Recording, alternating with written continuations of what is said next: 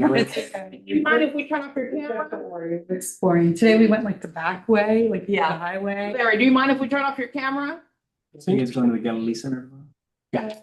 Oh, that's great. Okay. Excited. Can't hear it, obviously. Is that how you pronounce it? Larry? Galilee. Yes. They're Wait a minute, maybe it's our the volume. organization that was receiving a lot of the asylum. I can't hear you. There Once we they go. were Released from the detention. So do you mind if we turn off your camera? Really close, they're about an hour. Please do. Yes. Okay, thank you. In a lot of the refugees, they rented out this hotel, 80 rooms. And is Jeff going to join us? Virtually. Those families with we're connecting them with the whole family.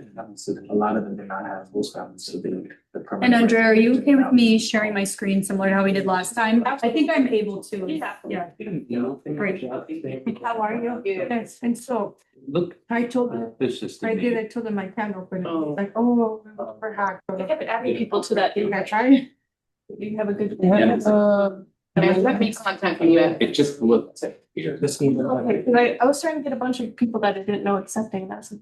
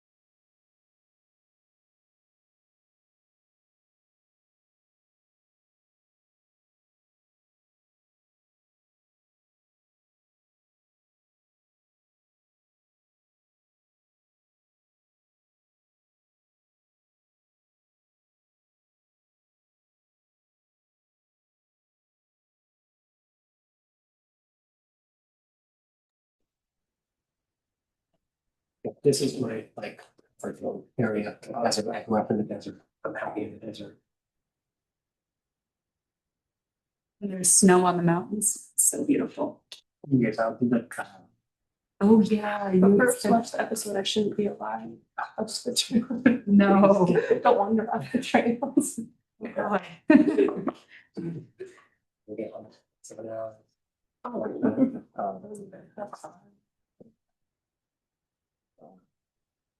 Yeah, you told me that. I started 5 meters off the trail and I started to get. So you're sure it's just a little late. I don't know if you're gonna join us virtually. Did you want to start? Okay. Is Jeff going to join us? He said he is gonna join us virtually. Let's see if he's here yet. See him. I did send him the Zoom. All right. Perfect.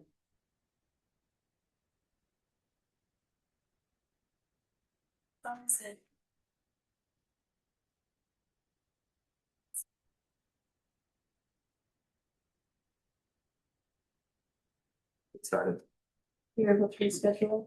It's gonna be fast. Yeah, I could. Skipping these. About Jeff? Board, right? He thinks he is, but no. Hey. Good one, Larry. Thanks, buddy. I just said out loud what everybody was thinking. Hi, Angelica. Board number 8. Board member 8. Hi, Billy.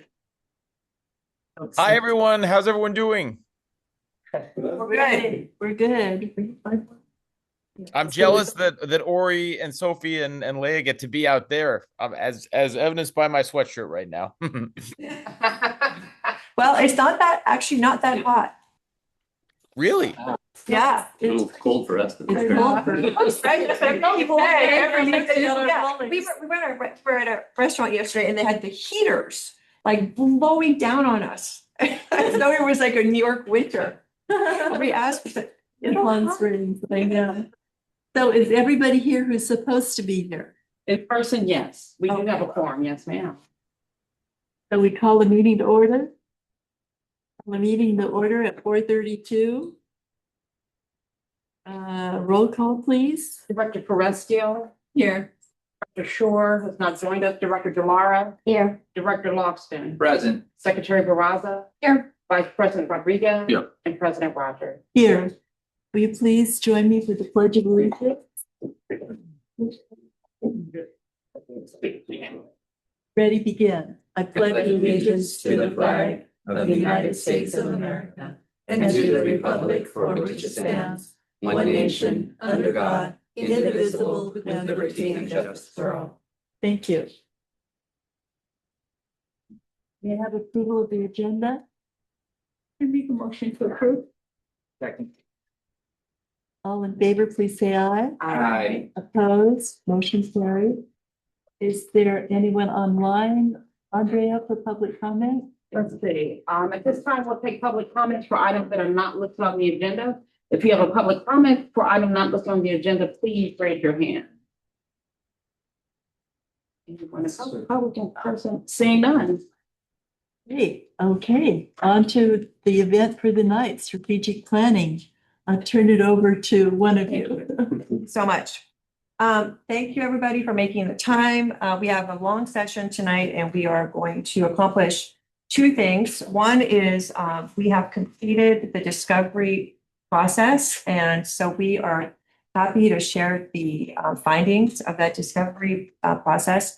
I know that everybody has had, I hope everybody's had access to the discovery report. I don't know if everybody's had a chance to look at it in detail. I hope you have. If you've looked at it, you know that we designed it so that it's digestible.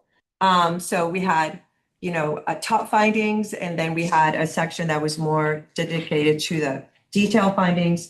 No matter how much of it you've consumed or how much time you spent with it, it's really, really important that we all start on the same page with the same knowledge. So what we would like to do today is to just go through the top 14 recommendations and the top findings for the financial sustainability report so that everybody has the same foundation to work from. Does that sound good to everybody? Mhm. Okay. So we will do that first. And then the second half of the night will be really the kickoff of the next phase, which is the first workshop for the strategic planning process. So that's really exciting. Before I start, is there any comments, any thoughts, any questions before we jump in? Sound good? Okay, so let's jump in. So first of all, I want to say thank you to everybody in the room for their participation in the discovery process, because it is really, the starting point for us. And so we want to thank you for your involvement and your insights and your participation. So it wouldn't be possible without the participation of the entire group here in the room. And, this is a very important time in the district in the foundation's process. This new strategic plan really has the potential to not only deepen the local impact that you're all devoted to making to the community of the Coachella Valley, but it is also an opportunity for the district and the foundation to really become leaders for the rest of the area. So it has, a lot of implications. So what we want to do today is we want to tell you what we did during this discovery process, what we found, the top line, and we can answer any questions you have. What's next? And then answer any questions that you may have. So again, we start with all of the same knowledge and agreements. That's really important as we go forward. We want to make sure that as we go through this process, everybody comes along as a unified group. That's really our intent. Not 100% agreement, because that's never really possible, but 100% understanding of where we are. Okay. Would you like to introduce your team? Oh, sure. Okay. So Leah, well, I'm not going to let everybody introduce themselves. Leah, go ahead and introduce yourself. Sure. So I am one of the social impact consultants with SOIN, and I'm working directly with Sophie as a project lead for this initiative that we're working on. And it's been great. It's been 4 months almost. And the discovery process, we learned a lot. It was really exciting. And now that it's our second time here, I think we're a little more familiar with the landscape. We're getting to meet more partners, getting to see everyone a second time around. So yes, excited to be back and working with you all. Ori, go ahead. Hello, everybody. My name is Owen Carmel. Started SOAN about 8 years ago. Have been involved in this project right from the start. Excited to support it. Well, Sophie and Sophie is the lead, and Leah and the rest of the team are doing a fantastic job, very much involved. This is my first visit here. Been to Palm Springs and the Valley before, but my first visit with everybody here. So thank you very much for the hospitality. I'm looking forward to this evening.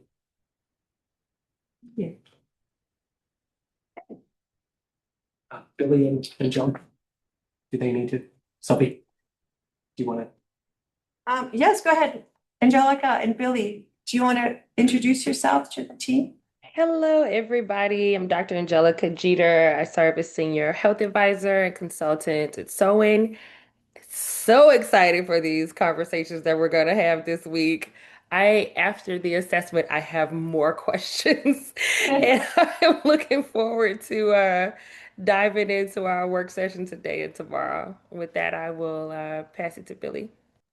Hi, everyone. I'm Billy Powers. I advise on research and policy here at SOAN with this amazing team. And I echo Angelica's, it's only the most positive questions, but it's such an opportunity. You only have questions when there's a real opportunity. But yeah, I'm here to support mainly on kind of looking at this project and its potential through the lens of maximizing sustainability through multiple dimensions, but most notably making sure that the dollars go as far and for as long as they can through the prism of impact.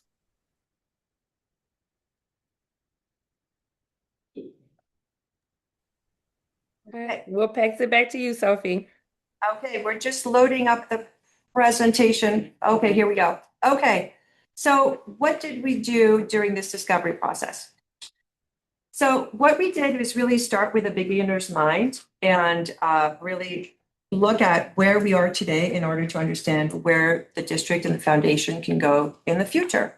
And we were looking to establish a very strong foundation for, like I said, the strategic process we're about to embark on. So we held multiple listening sessions and work sessions with both the staff, the leadership at the foundation and the district, and with the board and with community partners. And the idea was to really, again, create this trust-based relationship, because this is what's necessary in order to really develop a plan that's going to be adopted by the organization and that leads to the results we're looking for.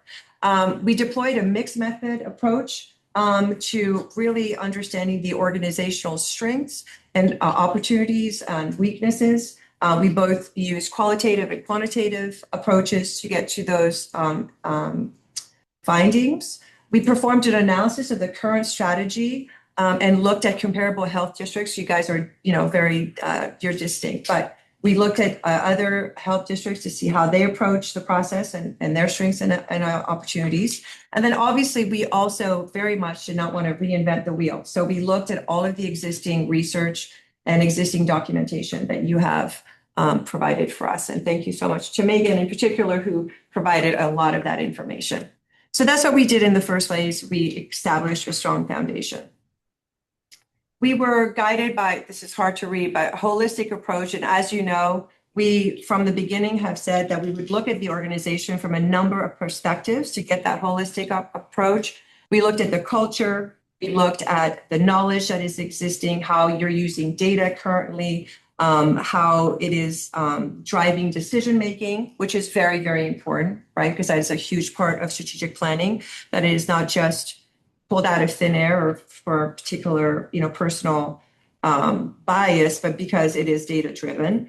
We looked at the people that are in the organization, the experience they have, the level of expertise, that is basically the human capital that is going to drive the strategic plan. We looked at all the processes and the tools that you're currently using, because again, a strategic plan is only as good as if it can be implemented and adopted by the organization. And a lot of that has to do with the processes that are in place, the staff that's in place, and the tools that are in place in order for that to make that a reality. Any questions? Please stop me at any point if you need more clarification. I want to make sure that I'm assuming that you have read and you're familiar with these things because we have talked about them throughout the process, but I'm happy to answer any specific questions. So before we dive in to the detailed findings, we just want to say congratulations. You know, it's always really important to, first of all, acknowledge that you are in a really good place. You're in a really strong position to enter this next phase of strategic planning. You have a strong financial standing. You are a trusted strategic funder in the region. People respect the organization. You're known as being a convener for the community, and that is able to amplify collaboration. And as we know, this is also very, very important. You're led by a talented and dedicated board and staff and leadership team that are ready to implement and develop this next strategic plan. And, you know, again, everybody is a work in progress, and there's always opportunities for improvement and optimization, but there are some very clear opportunities for optimizing certain parts of the process that will ensure the future success of the organization. So that's where we really want to start, is congratulations and a job well done. And you're coming from a position of strength. Okay. So let's dive into the key findings. So the first one is that there is definitely an opportunity to reaffirm and refine the vision and the mission statements. They remain meaningful and relevant, those statements that you have today, but they should be really reaffirmed by the key stakeholders to ensure full alignment and future relevance. And that is actually what we're going to dive in today. So we're going to address that head on, waste no time, and we're going to conduct a True North workshop, because at the end of the day, an organization's True North guides everything that it does. So it's so incredibly important that everybody agrees on these two statements, because it will really make the rest of the work very, very important. Okay.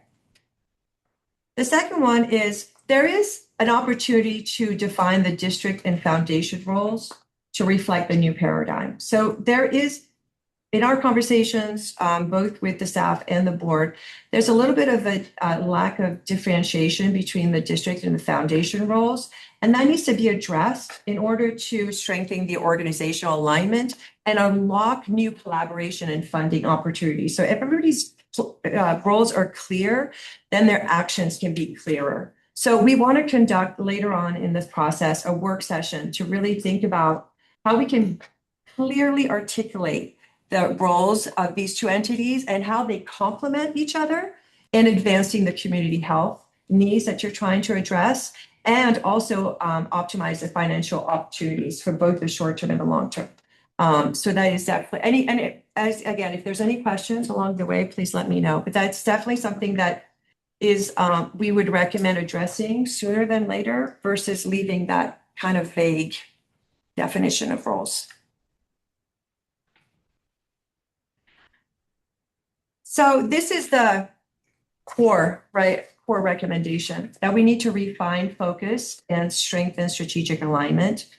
The current pillars are a strong foundation, but they require greater focus and definition and measurability, and distinction between goals, strategies, and activities in order to really be an effective document that guides all of the organization and all actions and the way grantees use it, and also to guide resource allocation. So what we really are encouraging you to do is you currently have, 7 goals, 34 underlying strategies. That's a lot. There's no doubt. And some of them read more as like broad aspirations rather than actionable SMART goals. And I think we've talked about that in the past. So we really encourage you to increase your focus by considering, for example, reducing the number of strategic pillars, and also adding SMART goals underneath each, so that everybody has a very clear sense of where they're going and what we are addressing. And that doesn't mean that we don't allow for flexibility, because a strategic plan is only a guiding document. It is not, static, and it needs to be flexible, but it also needs to be actionable. And if it's too broad, then it makes it difficult to actionable. Yes, Dr. Litt. So you said that 7 seems to be a lot of goals.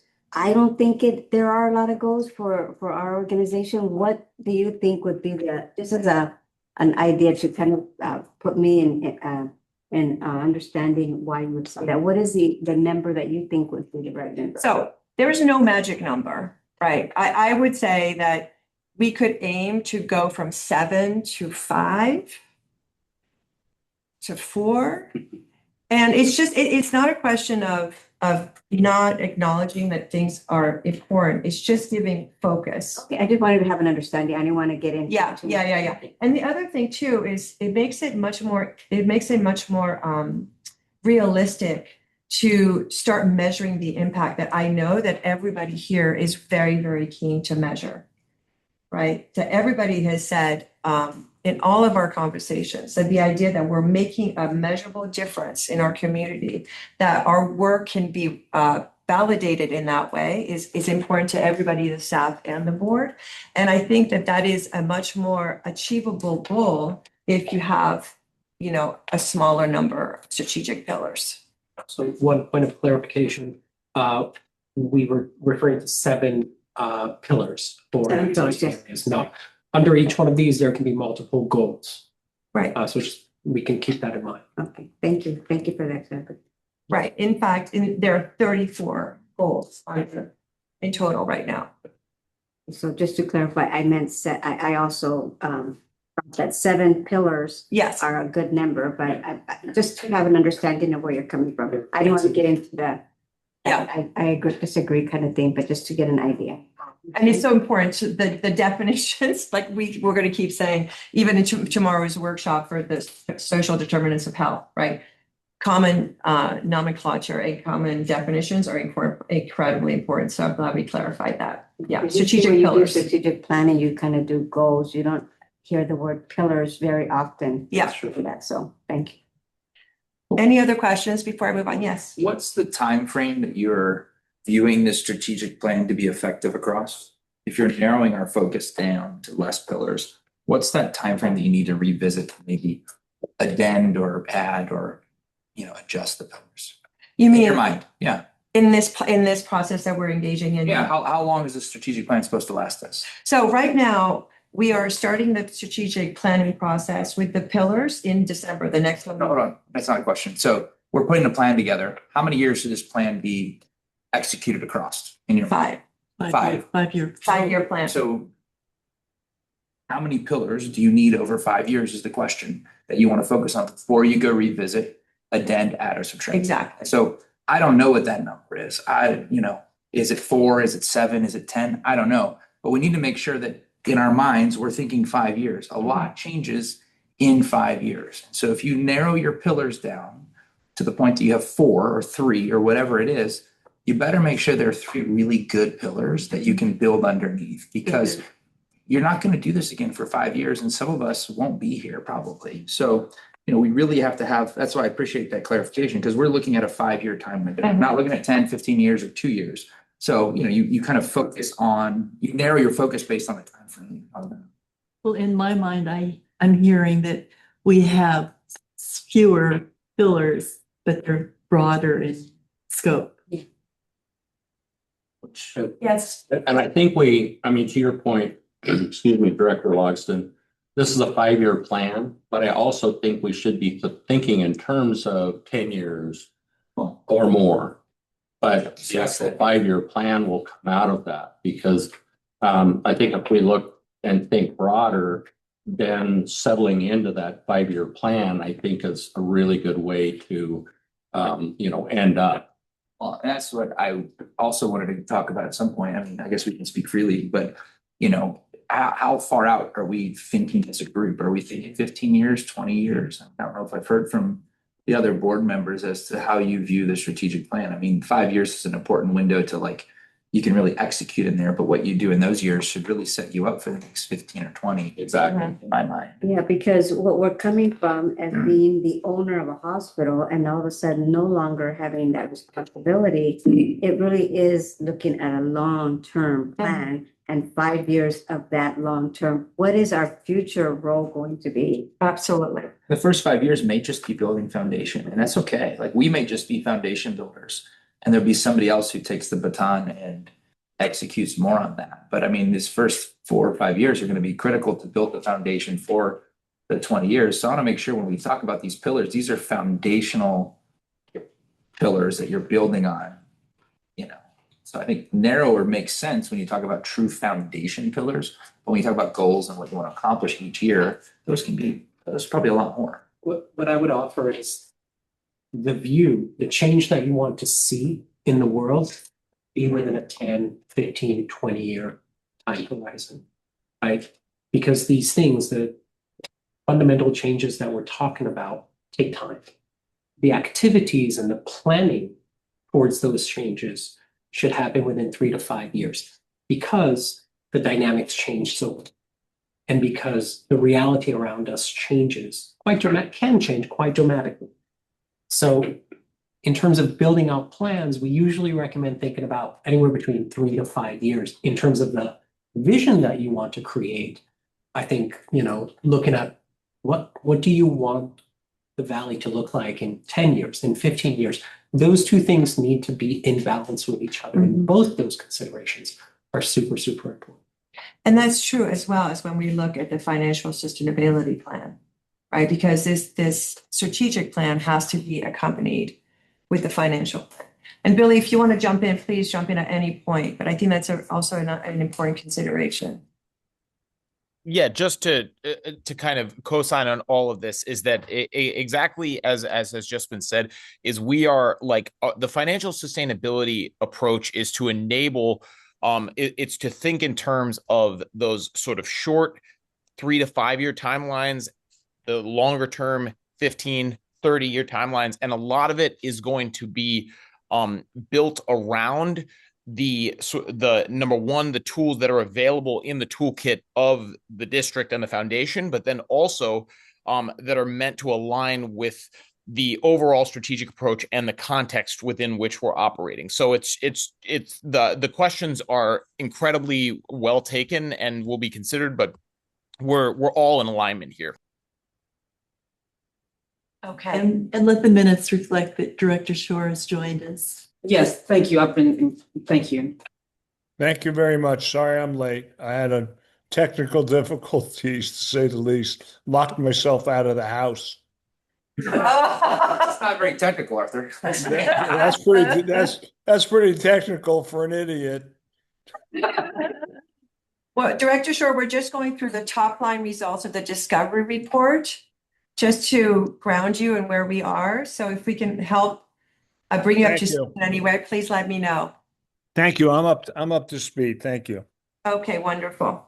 All right, so let's move on to finding number 4, which is, I think, again, a wish from across the board, which is that we need to have thoughtful integration of the determinants of health approaches into the planning and design of the new strategic plan, because it'll help the organization align its equity goals with its true north and track measurable community outcomes. So again, what we need to do is to develop a shared understanding of what determinants of health means, select a framework, and integrate it intentionally into all the aspects of the planning that we're doing. And we have to be a little careful not to use it as a catch-all phrase. Right? We have to be very intentional about what we mean and align it with the mission and the vision of the organization. And Angelica, if you want to jump in, please do so. But I know that you're going to be leading a workshop tomorrow to, again, help us define what it means and how we all align our work towards that. Absolutely. I'm so excited. Thank you to everyone who was able to provide feedback on the assessment. I was actually reviewing everyone's feedback as we started our conversation. I think the alignment needs to be there. There's a lot that will come out of the discussion, and it's very interesting to see how folks are kind of divided on the terms that we should use as it relates to the health determinants terminology. Should we be focusing on the determinants of health, or should we be focusing on the social determinants of health? And those two phrases are very different. They're very similar, but they are very different in focus and meaning. So it'll be an interesting discussion tomorrow, and I'm excited. I'll pass it back to you, Sophie. Thank you, Angelica. Okay, and this is one of our favorite ones, and Ori can jump in on this one because that's his favorite topic, is leveraging data-driven insights. So currently, you are gathering a lot of data, and you are gathering data at different steps of the process, which is wonderful because it puts you ahead of a lot of organizations, but there's definitely an opportunity to optimize that so that we can really ensure that all the decisions and funding are consistently guided by robust data. And that the data is timely, so that's super important, and is action and gives us actionable evidence of the work that we're doing. So the recommendation there is to build a SMART goal dashboard and really work to go from this strong base and formalize data processes and roles, and then strengthen the partnerships to really enhance the evidence-based decision-making that the organization can make. And really impact, it will really have a huge benefit to your impact measurement goals and wishes if we do that. Ori, did you want to add anything to The that? only thing that I would add is again and again, both the ask and the opportunity comes up from your partners. Desert Health should be the clearest, most vivid, most accurate, most timely representation of what's actually happening to the residents on the ground. Right. And you're gathering more data than any other organization in your space. You are. There's an opportunity to bring it together a little tighter and make sense of it, make it more actionable, both for yourselves as an organization as well as for the partners. And I think that the organization is ready to take that next step. That's a tremendous opportunity ahead that, to be honest, not too many organizations like yours get to. So it's also a testimony to the hard work that's been done up to date. What data are we talking about? What are we collecting now? I don't know if we are collecting data. I mean, you've got county health data that comes in, got financials, things that come in from the community about earnings, cost of living, et cetera.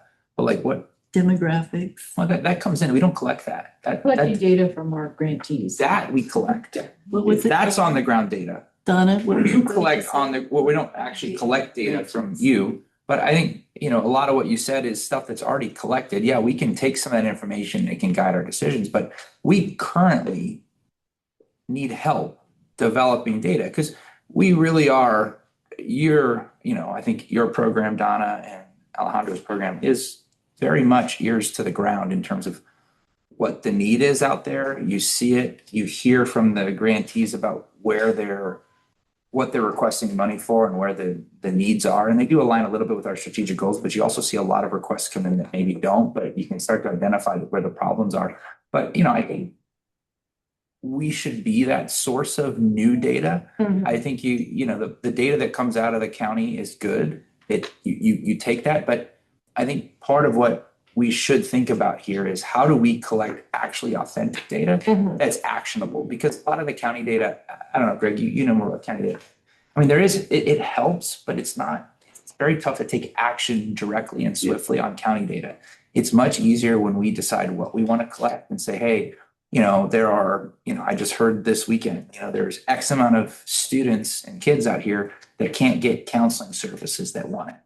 And so you're like, wow, okay, that the county and the state and the feds, well, even the city, they won't have that data, but you talk to the people, or you talk to the food bank who comes in, so collect the data from the food bank, hear from them, and put it in a spotlight, and then broadcast it outside of their little funnel. So I think we need help with identifying that, because I think Mhm. data-driven insights is really important to show that we are effective at what we're doing and we are meeting our mission, but we don't currently collect that. If you asked us for ROI on how we're doing, I think you have some, Donna has some on what we're doing, but there's a lot more we could do and then broadcast it out. I actually think that we're doing good. Yeah. But we could do so much better. I think that what we have supported for almost a decade through HARP has been invaluable, not only to us, but to so many other nonprofits. Mhm. And the work that we're doing now through RBA to be able to collect that data and use the sources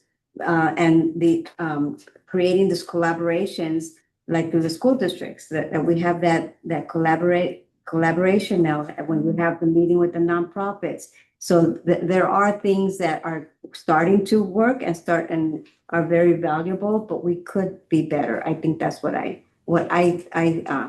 get from here is that we could be better. That's exactly right. And the RBA framework is a great start. It is a great start. And we heard some positive feedback on the grantees and using that framework, but it definitely can be optimized. And as you're setting yourself up for the 5 years and then for the future, you have an opportunity to really be the leader and the central resource, for the data that can help all, not just this organizations, but the grantees that you work with and the partners that you work with.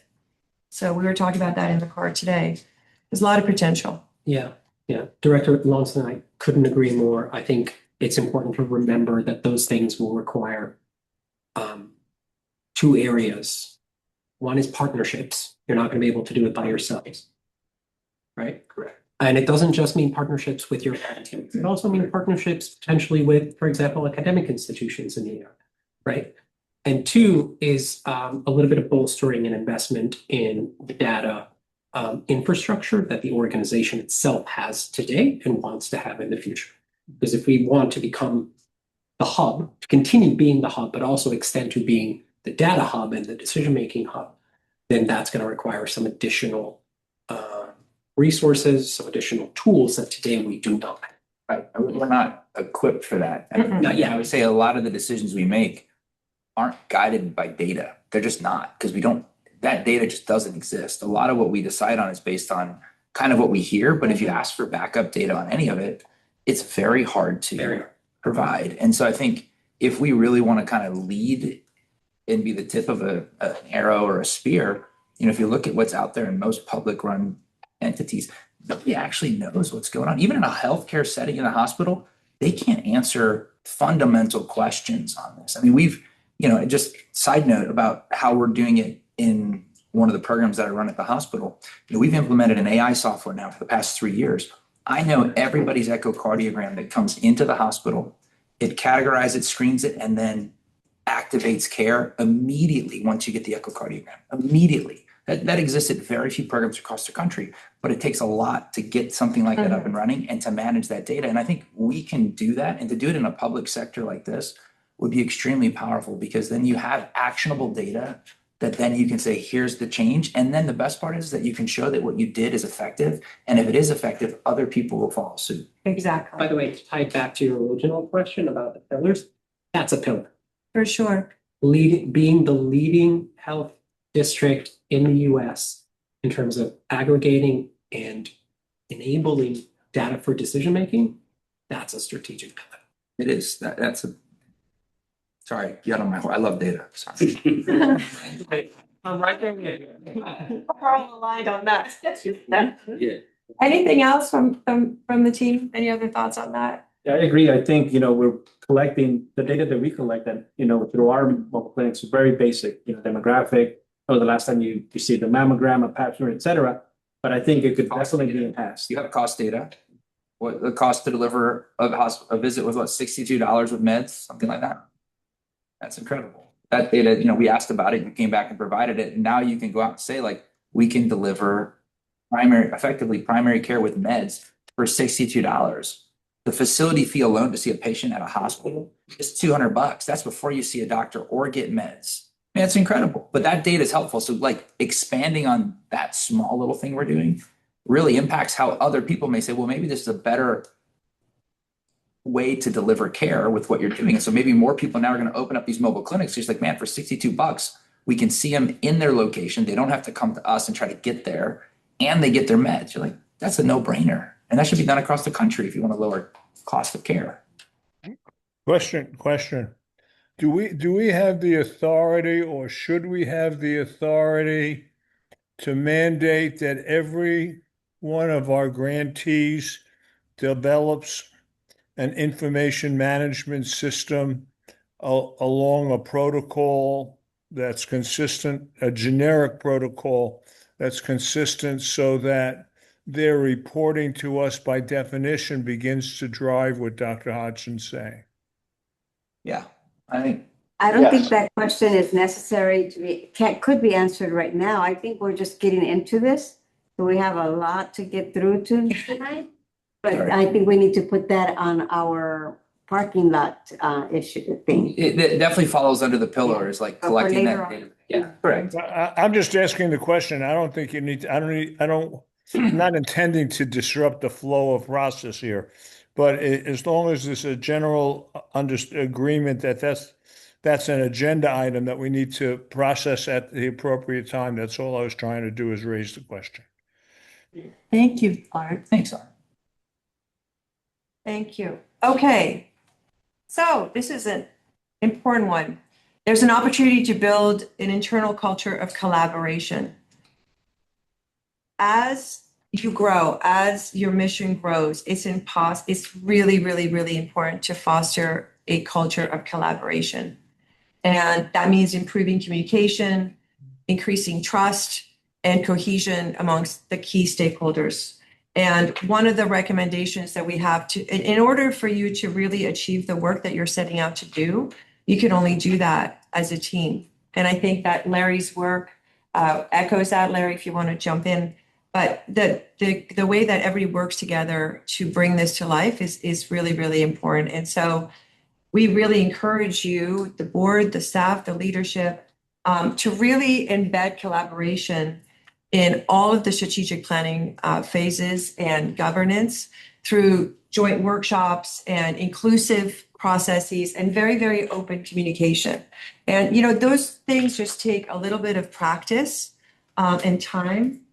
But we really encourage you to do that, which is why one of the recommendations we had was that everybody participate in these workshops versus, we do one workshop with a select group of people. And the same thing is true of the community sessions, right? We want as many voices to be part of the process. And so that should be mirrored in this room and in this process, right? Is that we make it community centered in a way with everybody's voices heard and incorporated throughout the entire strategic planning process.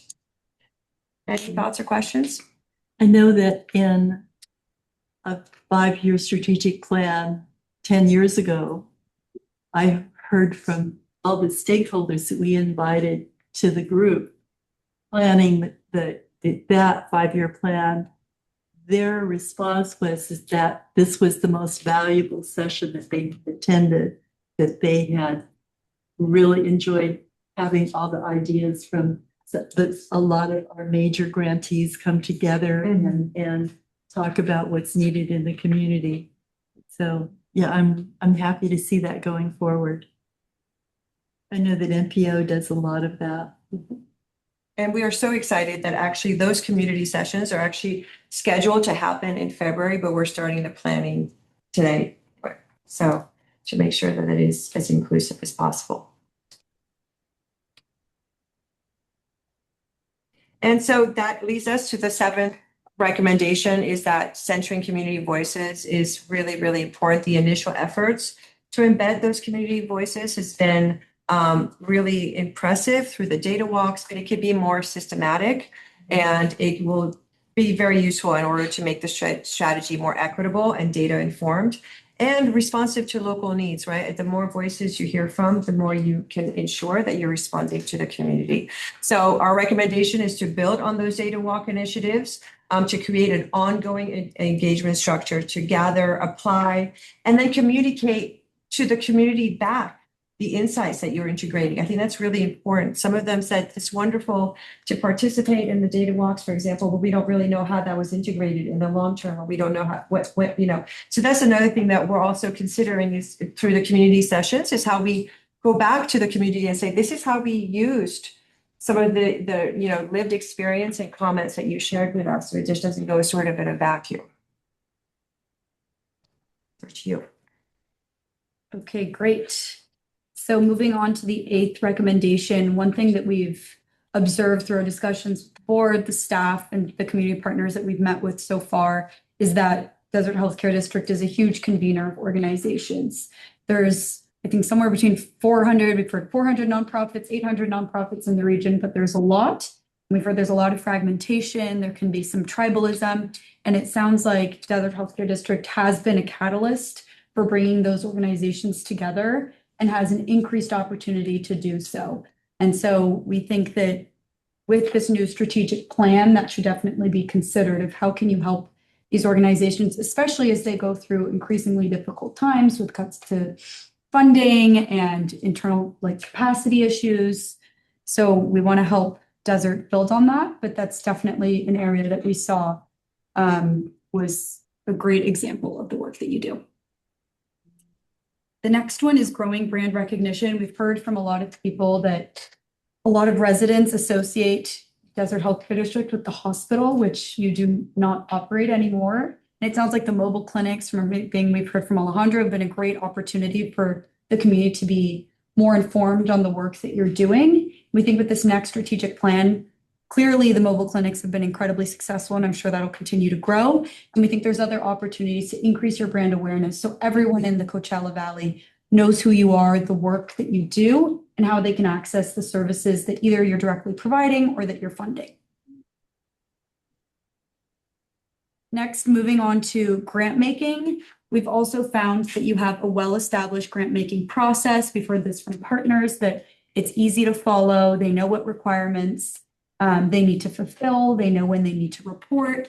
But we think that with SMART goals and more data walks, those can be better aligned to real measurable community outcomes.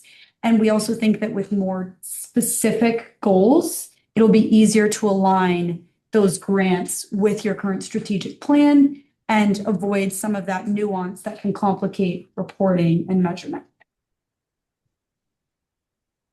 And then bringing us to impact measurement, we've talked a lot about RBA, and Megan, I know you guys implemented that halfway through the last strategic plan, and it was a challenge to sort of backfill some of that data. So there's a wonderful opportunity with the new strategic plan to start from scratch and make sure that everything that we create and all of the goals that we collectively come to are aligned with clear measurement criteria so that we can actually report on all of the community outcomes that will come out of them.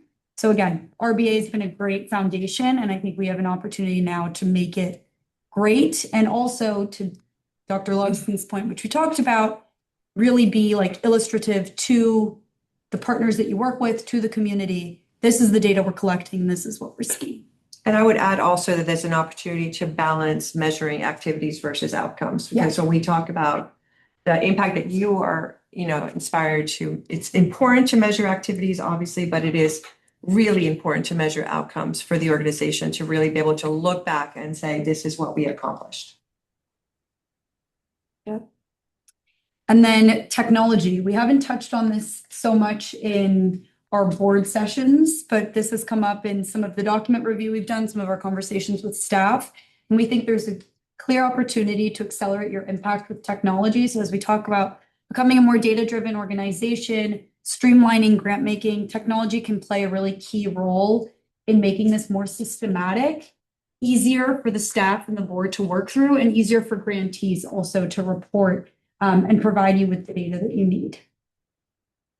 And we also think, again, with the increased role that you're going to play and increased funding, there's going to need to be a revisiting of some of that technology to make sure that it can support all that increased activity. Right. And to your point, establishing an AI task force and doing a technology stack audit is we would highly recommend. Yep. Which is not going to be addressed in the strategic planning process. So that's why it's, these recommendations are not all things that we're going to tackle on, but we still wanted to put out there as an opportunity. Yep. And then this is something that we have talked about and that everyone is well aware of, but the organization is growing, and it's imperative that it's prepared to grow in a sustainable way, and that the operational systems, staff capacities, and processes handle this influx of funds coming in. So we're aware through Donna of the RGS HR assessment report that was produced, and there's a few recommendations there that we recommend that you all follow through so that you're in a place that you can really support and thrive in the new environment that you're stepping into. And we think it's also important to think about what increased staffing capacity you'll need to support the new strategic plan. Okay. And then the last one, and I'll pass it on to Billy in a moment, but again, the financial strategy is going to be huge here. You're looking at a very large influx of funds And that's a huge opportunity to be the biggest funder in the Coachella Valley. And it's really important to embed that financial sustainability strategy in the strategic plan. So we'll continue to revisit this, I'm sure, in all of our work sessions, but I'll pass it on to Billy to cover high level some of his findings and some of his recommendations. Leah, Yes. something that you Yeah. tied into number 9, because I mean, we're getting the word out that Measure AA passed, $100 million are going to come down the pike in 2027. And it's amazing the grant applications that are being worked on and or have come in. Because, well, all this money is coming in, so now, yeah, we want to apply for it. But if you tie it into how we're actually going to spend it and what our priorities are and our goals are, tying into that brand recognition, I think that would be. Yeah. I would also comment that has pluses and minuses. That comes with a lot of opportunity. It's going to come with a lot of scrutiny.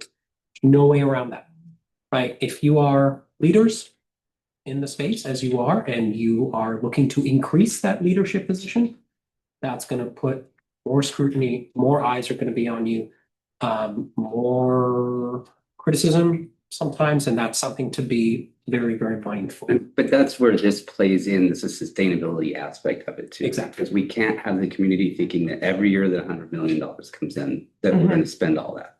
Right. That's a huge concern. A lot though, right? And you can be kind of nickel and dimed away from all that money with no bigger vision and goal. Exactly. Yeah, That's why yeah, the an pillars- investment so strategy. That's why the pillars are so important, because otherwise you get into a situation where you have $100 million coming in and 100 or 2,000 organizations coming in, and then it's death by 1,000 cuts. So I agree with Dr. Longston when we think about having a big vision. If you have that big vision and you all know that that big vision is going to cost 200 million, that is right there. It takes a big chunk of that money that when you think, oh, we're going to have a whole bunch of money. Well, not if you have a big vision and you know that that vision is going to take a lot of investment to actually make it happen. The only thing I want to mention besides that is on 8, 9, and 10. I agree with it, but I feel like if like I have to say that the healthcare district has had a long history, a strong history in the Western Coachella Valley. And it is not the same on the Eastern Coachella Valley. Yeah. It is harder to connect. It is harder to be able to have that awareness, to apply for the funding, to do a lot more things.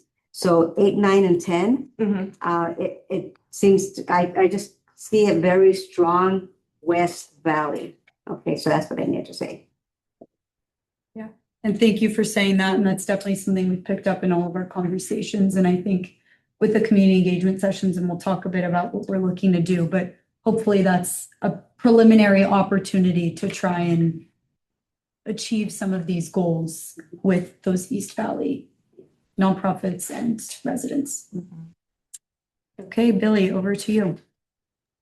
Thanks, Leah. So I'm just going to do a quick overview of our analysis on through the lens of financial sustainability and impact of the Desert Healthcare District and Foundation's overall financials. So, and I certainly welcome any clarifying questions afterwards, and also just in any form of follow-up. But I just want to start by highlighting that, number one, as part of our discovery process, we reviewed the district and foundation's current financials, as well as its long-term outlook, specifically through this lens of maximizing and sustaining impact of your efforts. And I will also just say we benefited from the unending and incredible support of your staff, who have just such both a exhaustive knowledge, but also a responsiveness and a collaborative spirit that is just so indicative of the potential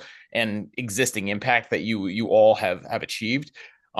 So after looking at these fundamentals, the bottom line is that the district is in a really strong position to meet the moment and maximize its impact. on the health and well-being of residents. Number one, it benefits from having no outstanding debts on either the foundation or the district side, which is, again, just a laudable achievement and a testament to really strong management. It also has diversified revenue streams, and this is specifically thinking through, and we'll talk about this later, but through the lens of what dollars could potentially be deployed for purposes of achieving the overall strategic objectives of the district and foundation. So this is really thinking specifically about three streams that we'll be talking about, namely the tenant lease revenue, but also obviously the anchor tax revenue and other funds that may potentially be available. So having multiple revenue streams offers a unique opportunity and also just a nod towards sustainability. It also, again, to that point, you have a hybrid structure where you have the benefit of an existing foundation infrastructure and the existing district, which I know sort of leads to strategic questions that are really important, but also opens up many opportunities in terms of thinking about how that structure can evolve and which structures to prioritize or deprioritize or leverage or not leverage based on the approach that you want to ultimately take. So just like as a baseline, kudos to you and your team, and just the incredible work that you've done is laudable, especially when benchmarking against other health districts that may not have had as favorable of outcomes in recent memory. So we'll go to the next slide, please. With that said, I would just say that each revenue stream kind of comes with its own set of questions and compliance requirements, which we, over the next few months, we're going to really seek to understand. The property tax revenue has clearly the potential to grow, but also depending on the property tax base within the region, it has a potential to contract, as has occurred in the past. And simultaneously, we want to have a really granular understanding, and this goes across the board, of the appropriate applications of each of those, complying with the relevant laws, complying with every sort of nuanced regulation, so that, again, we're making sure that every dollar is being used in a transparent, high impact, and just aligned way. The lease revenue, similarly, we need to understand there are some obviously incredible potentials with the amount, and it's overwhelming just the dollar amount itself, but there are non-compete provisions that need to be considered, and the potential applications. So again, understanding at a very granular level the different pathways, the highest and best use of those funds. And then even additionally, there is this tranche of investment funds, which are primarily bonds, but even additional accounts as well, that they were allocated for the purposes or reserved for the purposes of seismic compliance on the hospital, which may or may not be applicable anymore. So it is just, if you were to tell any strategic consultant that is in the social space, you're going to be working with an organization that has no debt and has hundreds of millions of dollars, and potentially also an additional 73 million or so that is available for purposes of impact. That is what we dream of, and why we're so excited to be doing this work alongside just the incredible needs that you have. But these are just, you're in such a strong position. It is really unique, and it anchors the work that's being done, and it is a testament to your staff, and all of your collaboration. So now we can go to the next slide. Just the key thing is we're coming from a strong position, but that is not the benchmark against which we're holding is not against sort of some arbitrary measure of quality. We are actually hoping for, how are we going to truly maximize this? How are we going to make sure that the dollars are used in a way that has the greatest impact on the highest needs and the widest number of individuals. And then simultaneously that these funds live on well beyond any of our lifetimes, and are really able to leave a mark and leave a legacy for the district and foundation. And so the key things for us is the benefit is that we have many lenses through which we are going to look at every structure that sort of sustainability architecture that we're going to build, to see what are the potential vulnerabilities, what are the ways in which, what are the things we need to consider that are going to strengthen the overall end product of what we build together. And so this is just a preliminary list. Political, legal, operational, financial impact, and measurability. These are all just any structure, any suite of structures that we propose are going to pass these tests. They may vary in terms of which are prioritized or deprioritized or higher risk or lower risk, but we're going to make sure that as a baseline, we've considered all of these. We're also going to expand the dimensions of sustainability to reflect the unique priorities that the district and foundation have.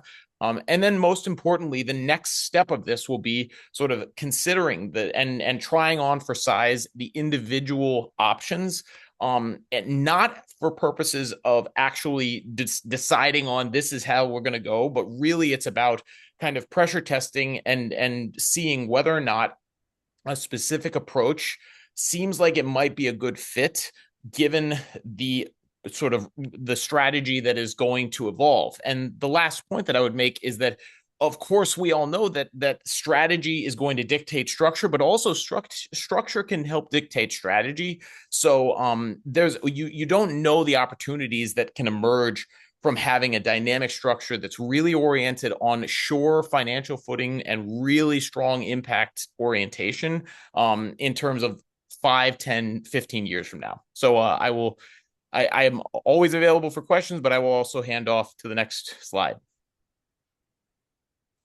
All right, any questions before we move on? My only comment is how when we expanded the healthcare district to the East Valley, the funding didn't accompany it for the residents and the programs that we've done in the East Valley. And we did a survey of the residents in the East Valley to see if they would be willing to pay a very minor part of their tax base to support district programs. We gave examples like freestanding hospital out in certain areas or free clinics in the area, and we got a positive response. I don't know if that's appropriate at this point in time, but I know that politically having people's tax dollars in the West County and none in the East County might be an issue in the future. It's something we might look at. Yep. Just It's a good pointing point. that out. I think that all Just- follow. Just for clarification, though, that the East Valley residents are paying a tax, it's just not being captured for the healthcare district. And Yeah. that won't happen at the county. Yeah. It would have to be an assessment. It would have to be an So assessment, just to make right? sure that we. It can be on the Thank strategic you, plan, because if the east continues to grow at some point, Which it will, it's gonna be assessed. Oh, it's- It- Yeah, it- it it's- is. So we already know that, so I think that should factor in.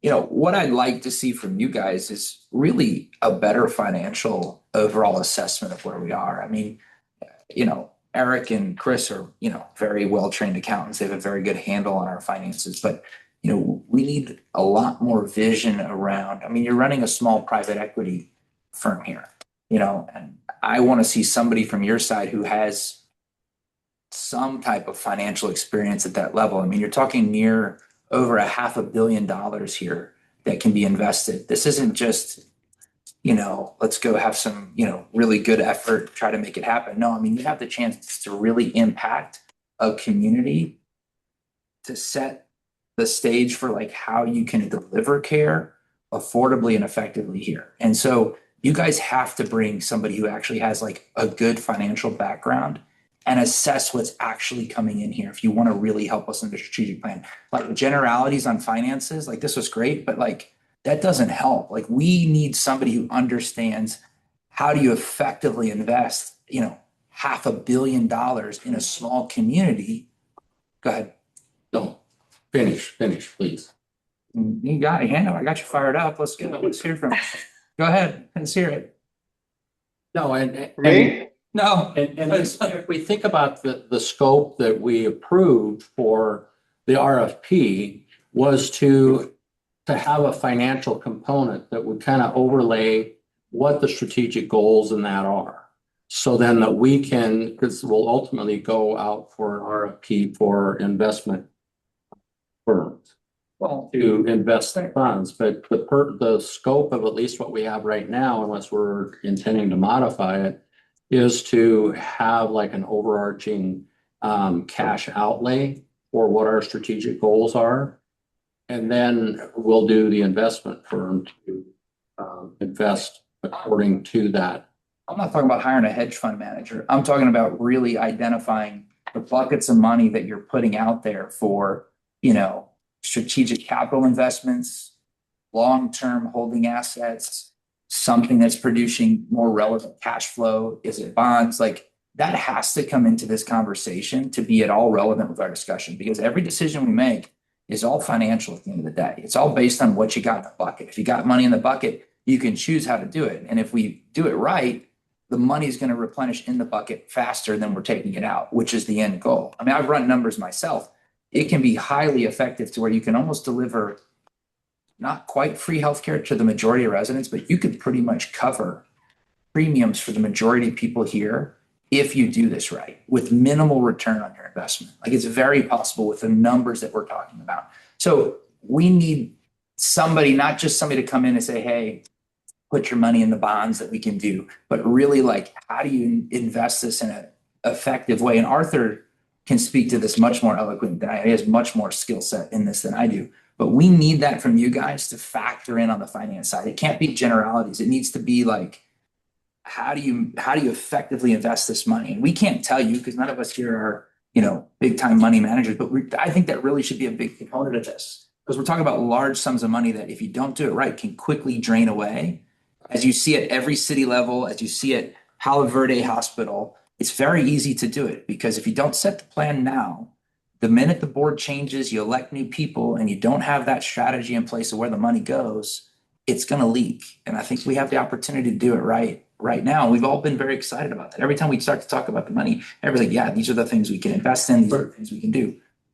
Perhaps Billy could give more information on. But I mean, has he got an MBA? Is this his area of expertise? So I have just to clarify, I have a master's in public policy from Harvard University. I have a career. I have an extensive background in what's called pay for success financing and social impact bond financing.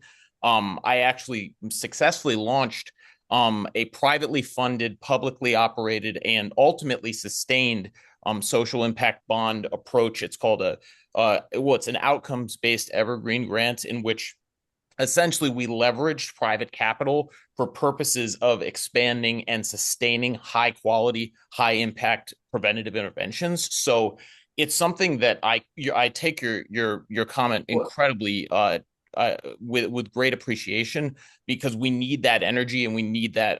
But I will say, to the extent that that anything can be done in this domain, this team is more than equipped to provide that support, especially at this stage. I see from your background, you're a cardiothoracic surgeon. And so what I would say is that we're at the GP stage right now. We have an internist come with a patient coming in. We're not going to directly send them to a cardiothoracic surgeon. We have a scenario planning activity where in the report that I provided, I've given multiple options that pressure test those different structures, which then could form the basis of, if you can see, different structures that would allow us to ask the question, does the district view itself as the highest and best use of its resources to create an endowment, for example, which then an endowment is pooled funds placed in an investment account on which returns are drawn and then deployed for that impact capital, that's when we would be discussing something like what is the investment spread, what is the asset spread. But in terms of something of comparing it to like a private equity firm, I completely understand that we're dealing with astronomical sums of money and an enormously important mission. But simultaneously, it doesn't appear that the district is going to be partaking in leveraged buyouts. It doesn't appear that the historical appetite for leveraged debt or anything like that is within its purview. So I would say give us a few months to really understand responsibly the directionality of where you want to go. And then we'll build a much more complicated approach that will draw upon much more specialized expertise in the long term. Good. If I might, Does that answer your if I might question? interject from a legal standpoint, the endowment, we looked at this a number of years ago, and that may be something that we need to take serious consideration of. But understand something so that we don't all end up in jail. The investment of surplus funds is very regulated in California, and we have to be very careful. We can't, I agree, it's not my, if it was my personal portfolio, and depending upon my age, I might be more aggressive. But we are really, everybody has to understand we're really restricted in that regard. So, I mean, and I think what, Billy's talking about here are some really good ideas, and we need to absolutely explore those, but we need to keep in mind that we have, very regulated policies with respect to our investments. That's number one. Number two, I really appreciate how this is going tonight, and the discussion tonight is really good. From a legal perspective, I can't emphasize enough how important it is that the district have a vibrant and comprehensive strategic plan. Almost every decade since the Reagan administration, the state legislature has appointed a little Hoover Commission to investigate special districts and whatever their reserves are and all this kind of stuff. And I think that in recent years that the focus has centered on, and when the little Hoover Commission last looked at this, one of those major focuses was centered on healthcare districts who no longer have operate their hospitals. And I'll send this group, everybody, a copy of the 2017 Little Hoover Commission report. And in that report, there's a section where they looked at whether districts without hospitals are relevant and should be dissolved. And whether or not, there's some would say we simply transfer these resources to the county. Or two, which I think was very important, and we were part of this commission report in 2017, the district was, whether districts alternatively, given the uncertainties that we face in long-term health care, that many of the healthcare districts without hospitals are carving out a new role in preventive care and addressing the local unmet healthcare needs of the community, which includes obviously access to healthcare and all these other things. But we've got to be. I just think in the background, you've got to be very conscious about the fact that we will be accumulating of substantial dollars, and with the restrictions and deficits that all of the local counties and cities have, there's going to be, we need to be really careful and emphasize our strategic plan. And I think, by this exercise, you're doing that. So that And just to echo that, I really appreciate that comment. And I will just also refer back to the slide with the 6 squares. what you just did is articulate the reason why we're using an abundance of caution and looking at these and saying, wait a second, where could each of these options go wrong before we go down a rabbit hole, and recognize that then we're going to be in the headlines for something other than the massive impact that we aspire to. And that is unfortunately something that has happened more than other districts might want to admit. And so the key thing is, I draw such inspiration from the sort of real fiduciary responsibility with which the dollars thus far have been deployed, and you can see the meticulousness of that approach, recognizing that there is just a huge amount of money coming. But that being said, these are not private philanthropic endowment dollars. I was a former program officer at a grant maker and impact investor, where it was largely it sort of was situated within a family office. Those dollars have vastly more flexibility than any dollar coming from a public entity. And so I would just say that we want to have that ambition. We want to have that expectation that every single dollar is going to be used to maximum impact and also to minimum risk. And so that's what we're going for right now. And we're really looking forward to talking with everyone and understanding kind of what form that will take. And we'll draw from this discussion as well as future ones, and we'll have fun doing it. Yeah. Thank you. I think my whole point was to just push on to you guys to really bring in that component. Don't dabble in it, like really get aggressive about the financial stuff. And I know it's going to take months to do it. It wasn't trying to call somebody out and say they're not qualified or anything, but it's really help us focus on that, because that is an area that we don't have a lot of strength in, that we need to bring in external support for the government.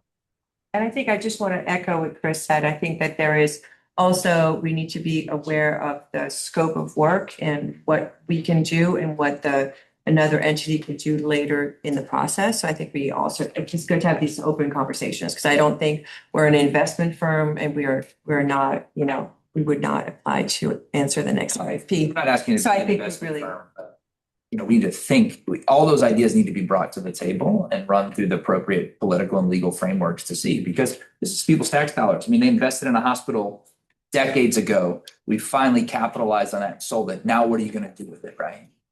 We have to be responsible. The way I see it is that we hired you because you're qualified. You're going to lead us through this exercise. You recognize that number 14, financial strategy, is one of the key areas. And he showed us 3 of his possible ideas. We all agree that all 3 of those areas have merit, and maybe there's more. I think what threw him off, and maybe some of us, is the fact that Billy is in a sweatshirt, and that kind of like threw us off. But that's okay.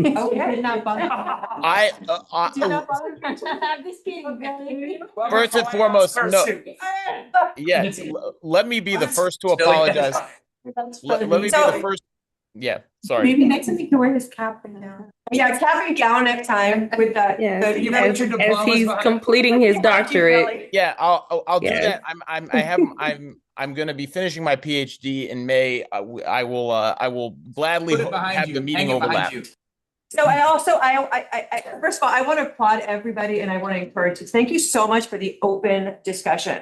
That is what we're asking for. So thank you. That's the first thing I want to say. And I want to say a big thank you to Billy, because I also want to acknowledge that, he's not in the room, so it's hard to read the energy here. And so Billy, thank you for participating in a difficult conversation. Sometimes. Yeah, I haven't had any trouble reading the energy, Sophie. Thank you so much. No, I can tell there's a very passionate group of people, and again, I apologize for the sweatshirt. It is, of course. Okay. No, the Desert Health District is only deserving of button downs and polo shirts from now on. But Billy, just remember, you're an expert because you're from out of town. Okay. Billy, next time you're here, we're going to take you to the Tommy Bahamas shop. Is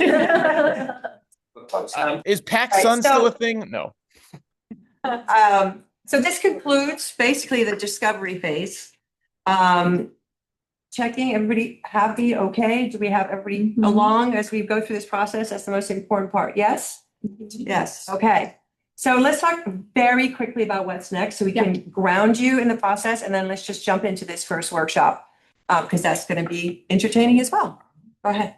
Okay, great. I'll just run through this because I know we've alluded to it throughout the discussion, but we've wrapped up the discovery phase. So we're currently in phase 1 of strategic planning. Once that wraps, likely end of January, early February, we'll move on to the community engagement sessions. Then we'll go into the second phase of strategic planning, which is finalizing it. And then we'll present and deliver. And then we'll work with you, obviously, to make sure that you can implement it and that everything runs smoothly. So the next things that you can look forward to this November trip, we're about to jump into the True North workshop. Tomorrow, Angelica will be running a determinants of health workshop.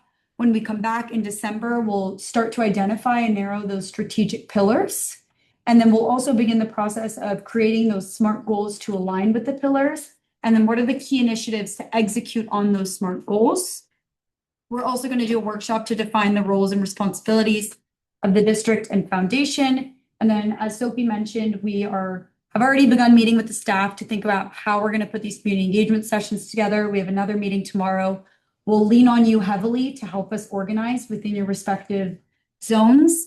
But just to reiterate the commitment that we made, we'll be doing 1 community session per district. And we will also have opportunities for asynchronous inputs, whether that's surveys, video inputs, text inputs, emails. And then we'll also do a virtual option for anyone that can't make it. So that's what you can look to in the next few months. Any And we questions? would love your participation in Yes. the community sessions whenever possible. So these community meetings, do you also have plans to have focus groups? Or no? No, the 2 things we were thinking was community sessions and doing a survey. So we would have both qualitative and quantitative approaches to mirror what we've been doing so far. But we could do a focus group if that's something you wanted to add Well, on. I was just thinking about some of these subject matter experts, like a school district, the hospitals, FQHCs. But I guess you have to just make sure that they're part of that process. Exactly. So that's what we were thinking, right, Alejandro and Megan, to have as many. Go ahead. Yeah, we're putting a list of key stakeholders that we think would add to the conversation of all these community forums and invite them. And you've done some of that in the discovery anyway, haven't you?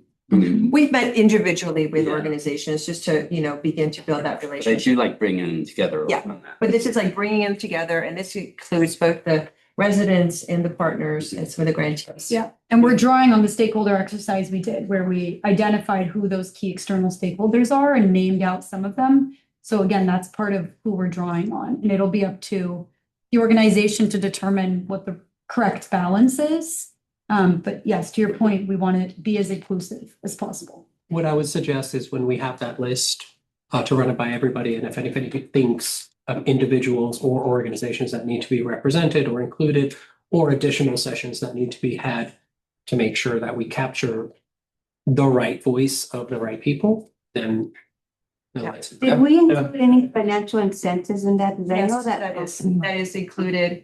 Language translation is included. All of we can share with you. I mean, that's one step further, but we are including all of the principles that we shared with you in the RFP process. So it's equitable, it's collaborative, it's the voices that have not been heard in the past will be, and really making sure there's no barriers to participation. And I think it would also be, good for individual board members to be part of that process and also Mhm. extend the invitation out to some of those key stakeholders that you think should be part of the conversation in these community Exactly. forums. So they, receive the invitation directly from you and staff, so then increases their likelihood of participation in these community forums. Question. The community forums have already been set, the date, location, and time. We're working on that. No, we're working on that. Hello. Go ahead, Art. Go ahead. I have a question. Is anywhere in this comprehensive schedule, is there any room for insinuating or injecting healthcare futurists and their Good one. perspective on things? Well, it's people that are thinking about, we've talked about it a bunch. He's brought it up a bunch and it's well taken, but I think he wants to talk about people that are thinking, what does healthcare look like in 30 years? What is the technology that's there? What does the delivery of care look like? So having somebody who's casting a vision about not what we're currently doing, but where it's going. That's what I'm asking. Yep. Is there, That's what he is there, said. room- is there room for that, and where and when? I think that we've identified who the key stakeholders are, and we value all of your opinions. And so we welcome all of the perspectives that you want to bring in. But What I would say is Academia. there are specific. I'm asking a different, Yeah. I'm asking, excuse me, I'm asking a completely different question. You're ducking the question. The question is there room for the injection of a futurist thought process anywhere in this continuum? Yes, I mean, Yes. there's definitely, you can always put that in. And I would say that the earlier, the better. Okay. Are Thank you asking them to find one, Arthur? I'm sorry? Are you requesting that maybe they spend a little bit of time and look at who's out there talking about it? I mean, I know Ted Med That would be very helpful, I think that what's going on in that discipline is something that cannot be ignored. It needs to be listened to, it needs to be discounted, it needs to be absorbed, and then we need to move on. We may not need to act on it, but I think it needs to be part of it needs to be part of the DNA of our program. So can I just ask that you give us a little bit more information on what you mean by that? I mean, healthcare is incredibly broad. We just finished a project with Let me give you a very good example. Okay, that'd be wonderful. Jeffrey's the oldest dude in the place besides me. We grew up with Dick Tracy watches. Today, Dick Tracy watches are obsolete. Today, every single person, including the bum who's standing on the corner soliciting money, has a cell phone. Today, if you look at where Samsung and Apple are going with the components of their watches, they're beginning to get involved in diagnostic measurement of healthcare parameters. Look at that trend.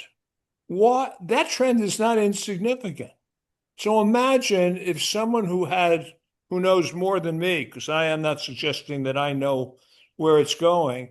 Imagine if the evolution of that process materializes in a way that everybody who has a cell phone is now clinically being managed for potential issues. The whole paradigm of how you deliver healthcare changes.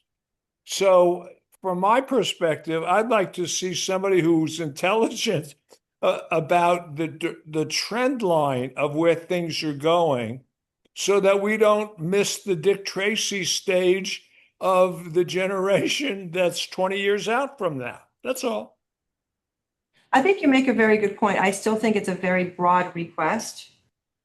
Very broad. It's very broad and it's very basic, ambiguous. It's very broad. You're absolutely right. But I don't think it can be, all I'm saying is, I just don't think it can be ignored. That's all.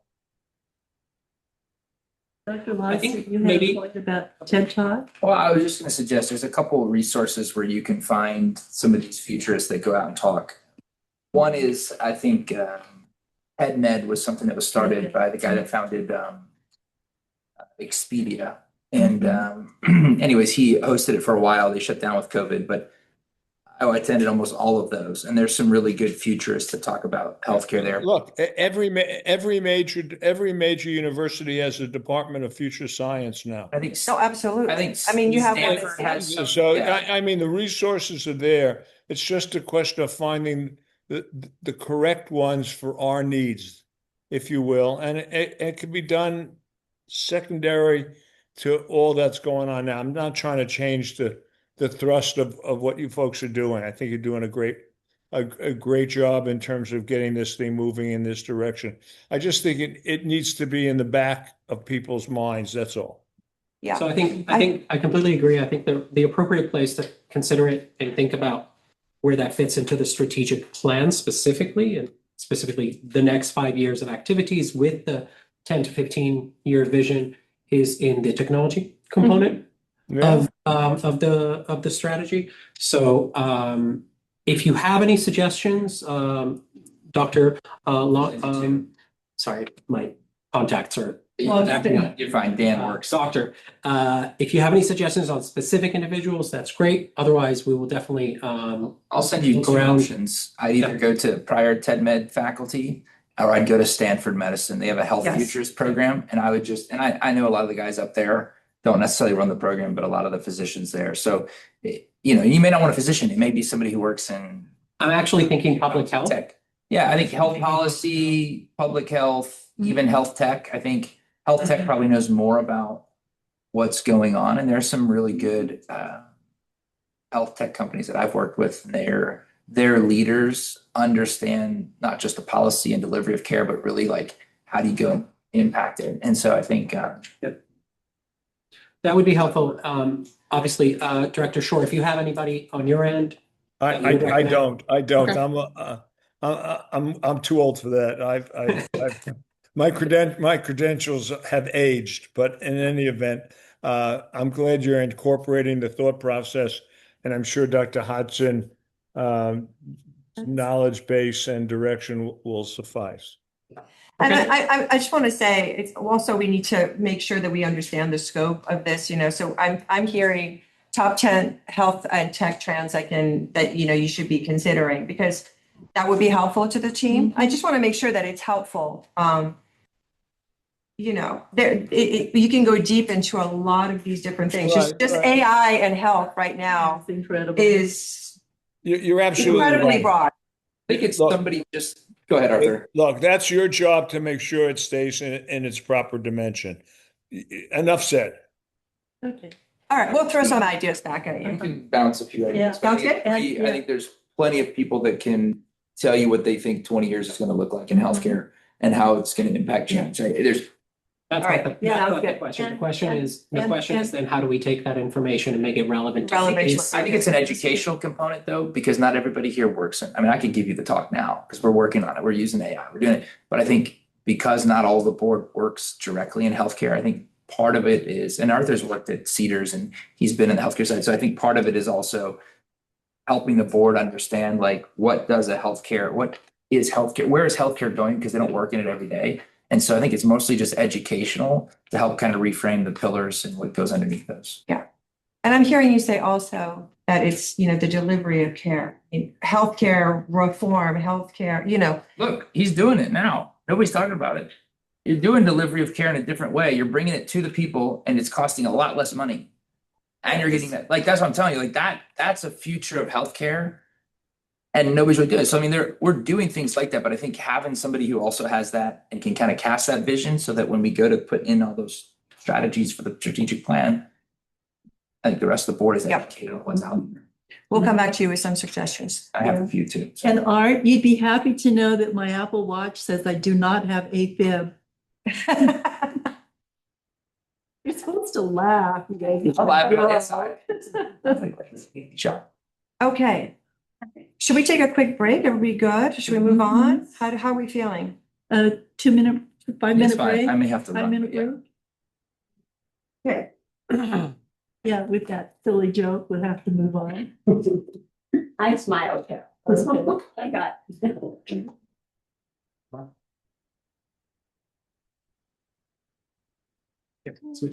What's your time frame?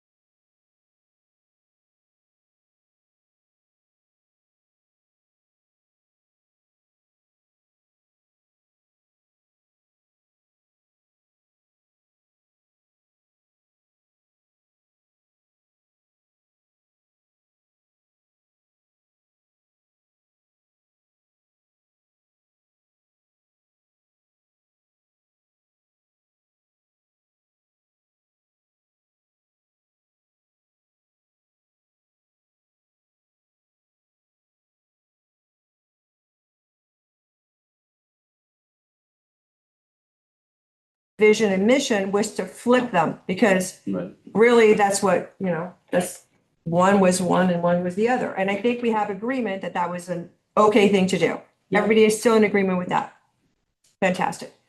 The second thing we need to look at is your key values. And I want to make sure that everybody is familiar with these, because one of the things that we had evidenced before is sometimes we're not all familiar with all the same information. Is everybody familiar with the key values of the organization as they stand today? Yes, okay. One of the things that we would recommend, which is funny, well, not funny, but very linked to our last conversation, is that we include a key value related to fiscal stewardship somewhere in there, because that is an incredibly important thing. We don't need to. Equity also. I think equity. Yeah, it's in your mission and it's not in the key value. In your key values. So in one or the other, definitely. One or the other. So I that will think be. we thought, I'm sorry, I think, because we discussed it, we thought it was important enough to have in the mission statement. Perfect, got it. Okay. I kind of remembered that, but thank you for reminding. So let's start the work. And so let me start by saying 100% agreement and 100% satisfaction is not going to happen, or is very unlikely. So it's always important to set expectations when we do these workshops. 70% of people are happy and on board. That's a pretty good result. We just need to make sure that we have a North Star that everybody can work towards. Okay. So what we currently have for the vision is to achieve optimal health at all stages of life for all district residents.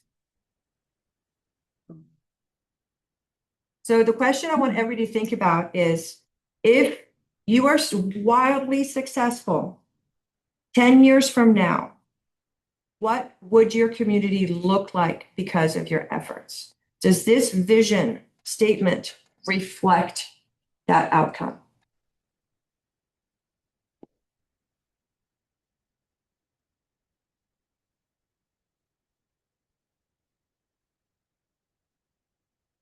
I think having medically underserved areas in our valley have come to know medically underserved areas in our valley in 10 years or 5 years, if that's something doable, and is that something that's a vision?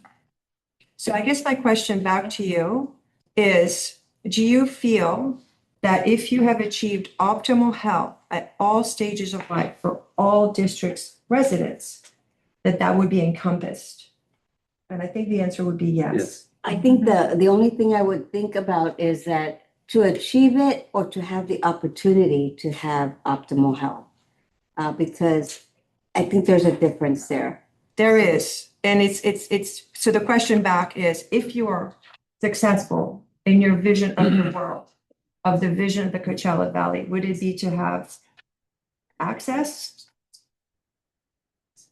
or to achieve it? I think I get what you're saying, that to have access is kind of lesser than to actually achieve it.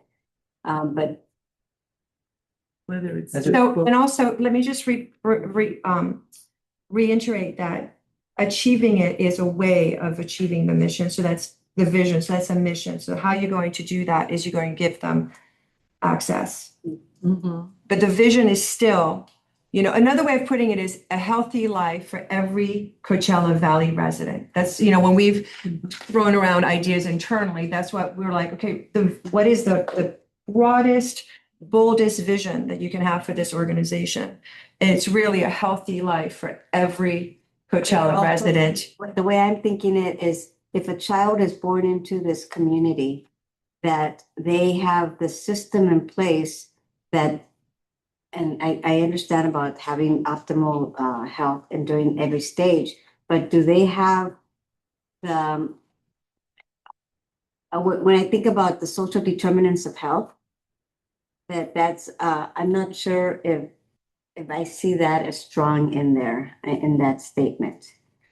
So that's why I would offer again, a healthy life is, you know, attempts to encompass a broader And definition. I'm only picking holes at it just because I think it's fine, but I'm just picking holes out of trying to see it from every different perspective. Yes, absolutely. And that's really good. That's a really good, and Does encompass everything because it's saying at all ages. Yeah. So not just health stages, right? Because we all know that it's not just about health, right? It's about the social determinant, the other things that affect it.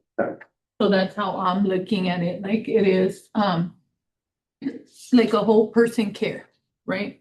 The problem of helping with everything that we do. And I think that it does say what we wanted to say, but Because I think to your point, Lily, about like if a child is born, we will have an optimal health system that would include the facilities and the care that that child would need. Mhm. Yeah, exactly. So I guess that does take that into. Yeah. I think Okay. that, I think that Yeah. matches you. so can we confirm with everybody that this current vision Yes. hits it, and can we have from the staff, the feelings of whether this is inspiring? I mean, at the end of the day, this not only, it guides the whole organization to inspire and, you know, it's like, it's a reflection of why everybody shows up. And Ori was saying, everybody shows up late at night, tired to these meetings, right? Because you're all so passionate about the work that you're doing. So this vision statement really needs to be able to pull you all together in that direction because it is meaningful and gets you out of bed. So can we just get from around the room that that is the case? Okay. Okay. Wow. Fantastic. Let's move on to the mission. So the mission current statement is equitably connecting Coachella Valley residents to health and wellness services and programs through philanthropy, health facilities, information, and community education and public policy. So one of the things I really want everybody to think about here are two questions. Does this reflect the few things, emphasis on few things we must do exceptionally well to realize our vision and our purpose? And the second is this what we promise? Can we blow it up a little bit, Leah, because it's hard to see the missions. Thank you so much. So again, if there are very few things that you must do exceptionally well to deliver on this vision, I would love everybody's thoughts on potential maybe reduction, changes to the mission statement, or if everybody feels like we should keep it this way.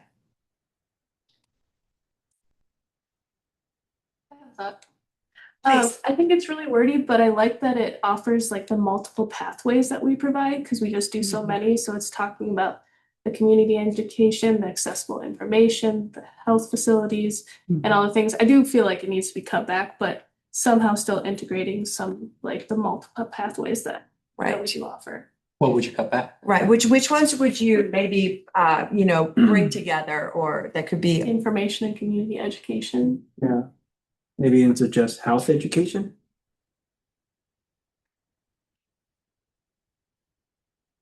Those could be two different things. And also, do we have to have them on there? I'm sorry. And also, do we have to have them on there? You don't have to have anything. But I would just point that those are could be two different things. And I think information is making somebody aware that something exists. Education is giving them the knowledge to act against. So it could also be, one way would be to say, for example, to promote better health for all Coachella Valley residents through strategic funding, partnership building, and efforts to improve community outcomes. So it has a broader, it now allows you to put all of those things, but in a broader things. Can we share, Leah, please? I wanted to share with you guys the Beach Community Health Foundation vision and mission, just to give you an idea. So this is very tight, but it's something to think about, right? Because it's very similar vision, a healthy beach community. So they want a healthy community. And their mission is to optimize health for our communities through innovative and inclusive programs, partnerships, and spaces.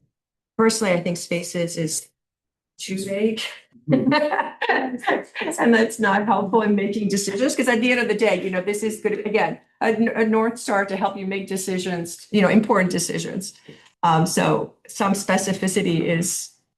One other thing to know, this is not your action plan. Right? This is not meant to detail, here are the things that we're gonna be doing. Can you put it back to the other alternative that you had for hours? Yep. Yeah, these are three that we came up with just to give you a sense of ways to make it a little more succinct. Can you make that larger? Yeah, is there any way to make the whole thing bigger, Leah? The whole screen is. Presentation screen is.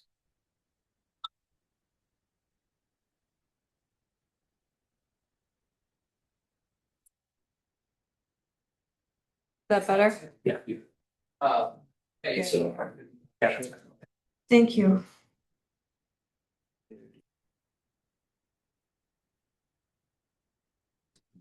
The first one. Me too. Really, this is the bold actions that you need to take to bring the vision to life.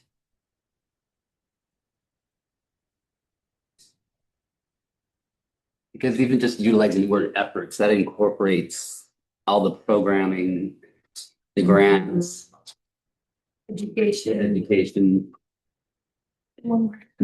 So what is? Partnership building, I like that. But I also like public policy. Public policy be part of efforts? Yeah. Yeah. Yes. Be under efforts. And Maybe we the could reason why I highlight like that one better that is because in outside there's that. Oh, I can do that then. Consistency. Yeah. Public policy is different than all the other things that we. So I Yeah. like this one is more consistent. I think the key thing I've always been taught on the mission statement too is that you should be able to know it by heart. So where would health facilities? Shorter the better. Where would health facility? Under efforts, Facilities fall under there. efforts. Efforts. And strategic funding. Hey, Greg, when I worked at the museum, our executive director used to call us all random.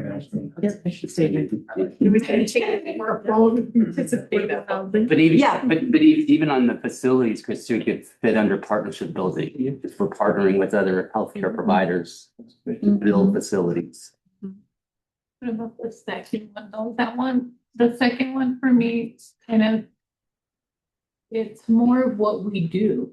We create outcomes for them by supporting effective programs, because that's what our grants are. And we unite partners across the valley to try to achieve our mission, right? What we want to do for the community to make sure that they have access to the health needs and everything. So, and how about, let's combine first and the second, where it's to improve health, because I don't just want us to promote better health, I actually want us to improve health outcomes. Yep. To promote and improve. To improve health outcomes for our Coachella Valley residents through strategic funding. I like that. Yeah. Yeah. One thing that actually comes to changing mind that? Yeah. Okay. I didn't want from to. this conversation, should it be to understand and improve health outcomes? I think we understand. what the health issues are here. Okay. Yeah, I think we're trying to, yeah. We all know the needs here. So it's not understanding the needs of what's required. It's really is to improve the health outcomes. And are we thinking about just being kind of a program funder and connecting partners, or are we actually thinking about kind of being the center hub for all of that? I mean, are we going to be involved in the actual delivery of care? Because to me, that's a very big why point. Like, are you going to be involved in actually delivering care? Are you going to be involved in actually training physicians to come out here? Are you going to be involved in opening up a pediatric center because there's none out here to take care of the kids? Or are you going to try to just fund some other people who might do it? To me, it's a very big distinction in how you write this. Because in one realm, you're going to say, hey, we're going to improve access the delivery, and the quality of care to all Valley residents, right? And the ways you improve the access, that's why access is such a good word, because it's not just how many clinic appointments you have, but it's how many physicians are available and how do they get there, and where you put those things. Are they in their neighborhoods, or do we need to deliver it to them? So access is such a strong word that encompasses that. And then the delivery of care is very important too, because it's like, are we going to be involved in that, or are we just going to kind of be a sidecar and hopefully fund somebody who's going to go do the delivery of care? And then when it comes to, we're talking about residents and how do you build a sustainable pathway to bring in new healthcare providers? One is partnering with nursing programs, which we do, which is huge, right? COD is a very busy nursing program, and it's just turning out nurses, which is great because there's still a shortage, but you still have a big shortage in physicians coming here. Do we want to play a role in that or not? Do we want to be involved in having a facility again? I don't know. Become a sponsoring. All those different ideas. Well, that's sponsoring, but I'm saying, like, I think our mission do we want to limit ourselves in that, or do we want to keep it kind of open and say, yeah, But we the may. first one doesn't limit it though. But what you're saying, I actually see that's incorporated with Yeah, a you could have it strategic either way. funding, right? Like where are we gonna? put That whether strategic it's To me, when I funds? think about funding though, I think say, here you go do it. We're going to be your Please strategic don't mind. funder. But to actually execute it though is different than funding it. It's a completely different structure in how you. Definitely, it's a huge. Investment is putting it towards somebody else, but if you're actually going to execute it and do it, it's more than just funding and investing. It's delivering, it's doing that care. Go ahead. Yeah. Well, I was gonna say, it seems like that could take that into consideration, because we have to start with strategic funding. We are funded. Efforts to get to that, and so if you include, if it eventually included delivery of care, that could fall into the efforts, but by calling out strategic funding, that doesn't necessarily mean that's the only way we're going about it. It's an element of. So it just seems like it's more of step one through the future, and that way we don't lose the ability to still provide strategic funding, because even if we delivered care, there might still be things we need to outsource to others. We just wouldn't have everything. Yeah, I mean, I think our funding problem is solved. To me, like, strategic funding comes in when you need to go out and raise money to get things. We don't have to do that. That's not a thing that we have to go do. That goal has been accomplished by the people before us. So yes, we're going to fund other people's missions that align with what we want done in the community. I think that's a very important distinction that needs to be clarified. Because our understanding was that, you were not in the business of delivering care. We weren't before because we weren't built for that. We're not structured for that. But if you're talking strategic plan, all those options are on the table. Yep. Don't limit yourself to just being a nonprofit funder, which is what we've been doing. But that's because that's the way the board had progressed over time. As Tenet took over the healthcare system in the hospital, the need for an actual governing board of a healthcare facility was absent. And so then it became like trying to find what makes you relevant. Some of it's just funding. But right now I would say our funding is good, our programs are good, but there's not a single entity in the Valley that's leading healthcare delivery. It's not Desert Healthcare Network. It's not Eisenhower. There's not a single organization that really is focused on the overall delivery of care to everybody here.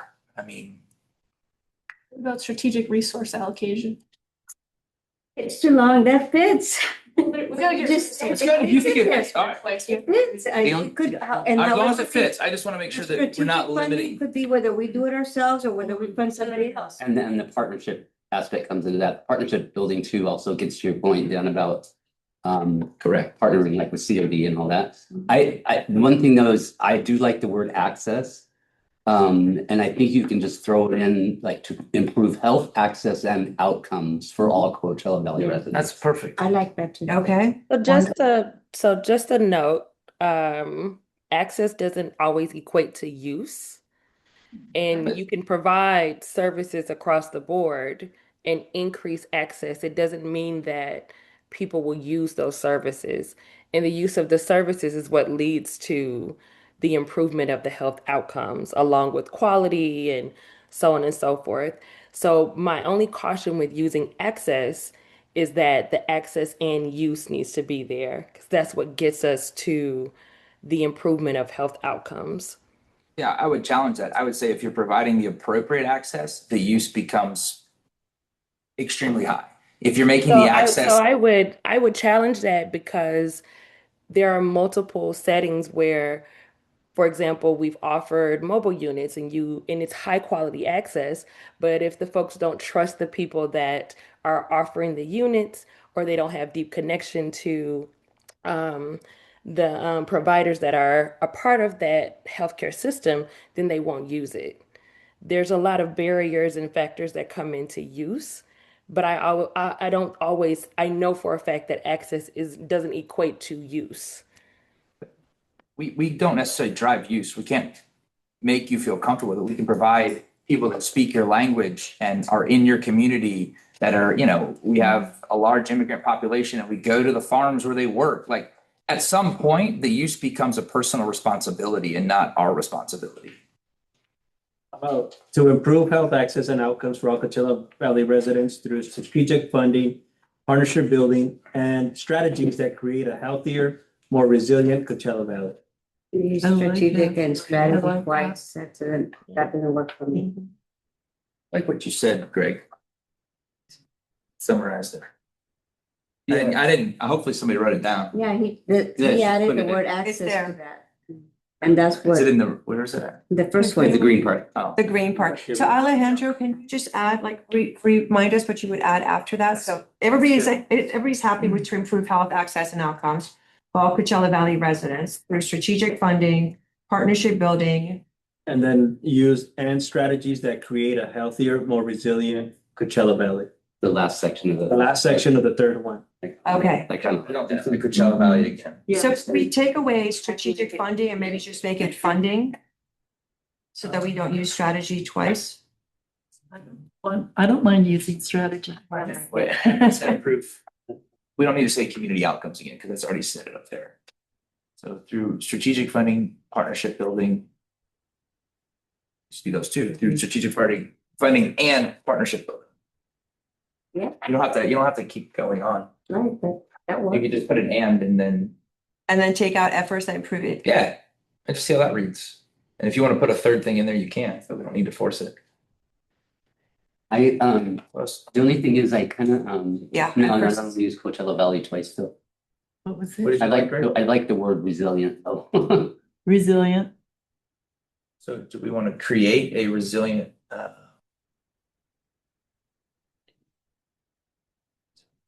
That build resilient communities. Mm-hmm. Yeah. Mm-hmm. Build resilient. You're community. building the build. we don't need to include improved community outcomes. Again. No. We already said outcomes above, so get rid of that. You could just end it building and then you want something to say resilient. which What did means- you say? That build resilient. Yeah, so communities. after strategic funding and partnership building that build Resilient resilient. communities. Because then you're addressing the or What the. about Yeah. creates or develops or develops? Yeah. Don't use building yet. Or create, I think. That maintains resilient communities. Do you want to develop? Drive. Create. Create. Yeah, my Create. syllabus is lacking. Yeah, it's a Thoris and do it. All right. To improve health access and outcomes for all Coachella Valley residents through strategic funding and partnerships building that create resilient communities. This doesn't address the Well, question. to create Say again, what'd you resilient say? communities. To To create. create. To resilient- create. To create. What'd you say?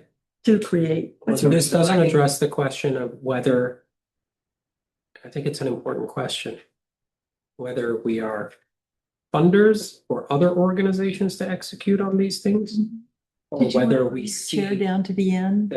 Dan? whether we see ourselves as getting Is there an into outlet there? actual design and deliveries. I don't think we have the capacity to be the deliverer of healthcare in the valley. I mean, correct me if I'm wrong, but Not today. even $600 million, you can't create a healthcare. So you could delivery. improve health access, delivery, and outcomes. You can And just, so where I read that though is where it's a possibility that could happen is the strategic funding aspect and the partnership building. Mhm. So whether or not we strategically fund the whole healthcare delivery ourselves, or we partner with other organizations. You're giving yourself the flexibility. To do. Does it give the people after us flexibility? Because I'm also writing this thinking like, there's, when we're gone, Yeah, I just, And you just even don't want if to it be. doesn't, they can change it too. Yeah, but you. Right, but we are trying to do short-term and long-term, right? So, Yeah, like, but. so that you don't do I that. think the things you don't want to get too prescriptive on what is in your mission statement. Agreed. So, I really do believe that everything we do now and the things that we're talking about, hopefully wanting to do, are really captured within that, especially through the strategic funding and partnership building. That's my 2 cents, but Is it too much to get into the weeds if you go back to the health and safety code and what the powers of a healthcare district can and cannot do? Yes, let's move on. Okay, All right, so. are we in agreement? Wait, well, let me just do a quick test, and I think I'm keeping to my 20 minutes. But if not, usually keep me honest. All right, is this succinct and clear to everybody? yes. Okay, because it's really important. Alejandro made this point way back when, like, it's really important to be able to, or I think it was maybe Will, to communicate it to the community, like, so they know when they read this, it's meaningful to them, is also really important. So how I read it is, Understand. so how I read it is, our mission is to improve. Sorry. Oh, Trying to boy. make it. So this is the only thing we're looking at. So just so we are clear, is to improve health access and outcomes to create resilient communities. That's what we're gonna be all about. Yes. To improve health access and outcomes. What for? To create resilient communities. Yeah. So that's what we want. But I think it's key to have those 2 aspects of. No, I'm okay Yeah. with that, but I'm But just that's how wanna you're reading it. understand, Me too. like, because maybe residents, like, they might not care about strategic funding or that we're gonna do it through partnership building. They just wanna know what we're gonna do Right. and why we're gonna do it. So just so that we're on agreement. So we wanna improve health access and outcomes. What for? To create resilient communities? Yep. Right. Agree. The second question we should all consider is, are they actionable and helpful in guiding our strategic efforts? Do you feel like this is helpful? That you can go back to this and say, this fits? Everybody. Well, how are we defining a resilient community? That's what I'm like struggling with. What's a resilient community? Resilient to climate, resilient to, because that word is used a lot in the health space. So I'm just trying to. And I think one that can How do we? survive an insult. So something that's resilient can survive an insult. So if you have an economic insult, if you have a natural disaster, if you have a pandemic, God forbid, again, you have, something like that. Like a resilient community can survive an insult from an outward force. And so I think, a healthy community can do that. And I think resilient, to your point, since we do work now around climate, it is included in that. Housing resiliency in having the houses, mental health resiliency. You're right, it is used a lot, but I think that's what's good about, that's why I like that word so much that you threw out. Okay. Because to me, it encompasses a lot of those different things. A I love resilient, that. a resilient community is They can according respond to, to An it. insult? Yeah. Yeah, that's what it is. I mean, that's what it means to according be to Google, resilient. a resilient community is the sustained ability of a community to use its available resources to prepare for, withstand, adapt to, and recover rapidly from adversity, disruptions, natural disasters, economic downturns, and social challenges. Role of the healthcare district? God, this is where counties and cities and everybody else needs to come in as well, and build up their own cities and their own communities. How can we broadly do that with our? Yeah. We got a lot of money. Because we want to be, But money doesn't last forever. because we are saying here, I we're said, fixing Coachella Valley and we're focusing on Nine health cities in the access and Coachella Valley outcomes. as well. If you're gonna build resilient communities, you've got 9 cities plus the outlying areas, and who determines how they become resilient? It's our, or we're gonna measure it. The 3 parts of it here that like Kimberly was saying, you pull out things that resonate with you. And to me, it's health access, Coachella Valley, and resilient communities. And what we have talked about before is that any philanthropist could say, we're going to provide resources to help improve our communities. We can give money, we can provide resources, but we're a healthcare district. We should be the premier. We should be able to have a higher aspirations, because we actually could bring about the cities and the school districts and be the convener and to be the funder, to be strategically. I think that's a partnership. Yeah, so that's, Because I agree with you. Counties and cities need to step up. There are ways to measure this too, through HPI scores. There are. We have 2 blue zone initiatives going on in the valley right now. So I think I agree 100% with you. I think that's where the whole partnership building comes in. But not everybody attends those meetings, not everybody gives information to those places. There are certain people that don't have time. Yeah. Can't go to those meetings, or, I mean, they're basically trying to figure out whether I feed my family or I go to a meeting, you know? And it's like, we can't assume that those outcomes or those measurable things that you're saying are actually accurate but that's based on what, the community that's that we what have. that person was saying, sorry her name, she said access and actually use, your point, making that point. Is that, yeah, we can build it, but are they actually gonna be able to sacrifice a day from work to go to the clinic? You Not know? only that, but are they gonna know how to advocate for their own health? I think a lot of the problem is that a lot of our community members don't know in which way they can advocate for themselves to be able to receive the care that they need. You know, a lot of people think that, oh, it's just like, we automatically assume that everybody knows. You know, a lot of people in our culture also, they go to the doctor and they're like, okay, well, that's what the doctor said, that's what we're gonna do. So You know, health you don't access, you support Promotoras program.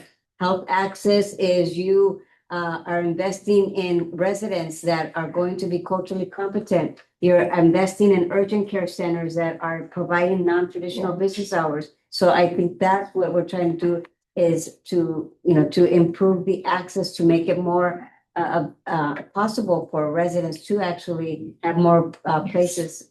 And can I add, and I think that's a lot of that, what you're saying would fit under the action steps. Exactly. I was just about to say. Within the strategic plan, on what are some of the initiatives we can do to educate people on how to know more about their health and more to go. I just don't think that fits in the mission statement, but I And how are we agree gonna do those things?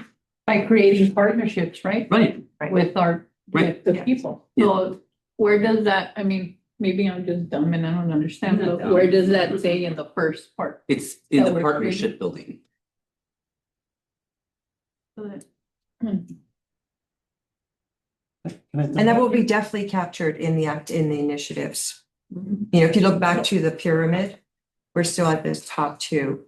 And what we're making sure is that this mission statement is broad enough, but clear enough so that it could fit the strategic pillars and then the key initiatives underneath it. That's actually, you jumped to the next thing, which is this statement broad enough and flexible enough to accommodate the current needs of the community and the future needs of the community? Okay, so I'm gonna ask you, just like that person was questioning us of whether, are you sure about using this word?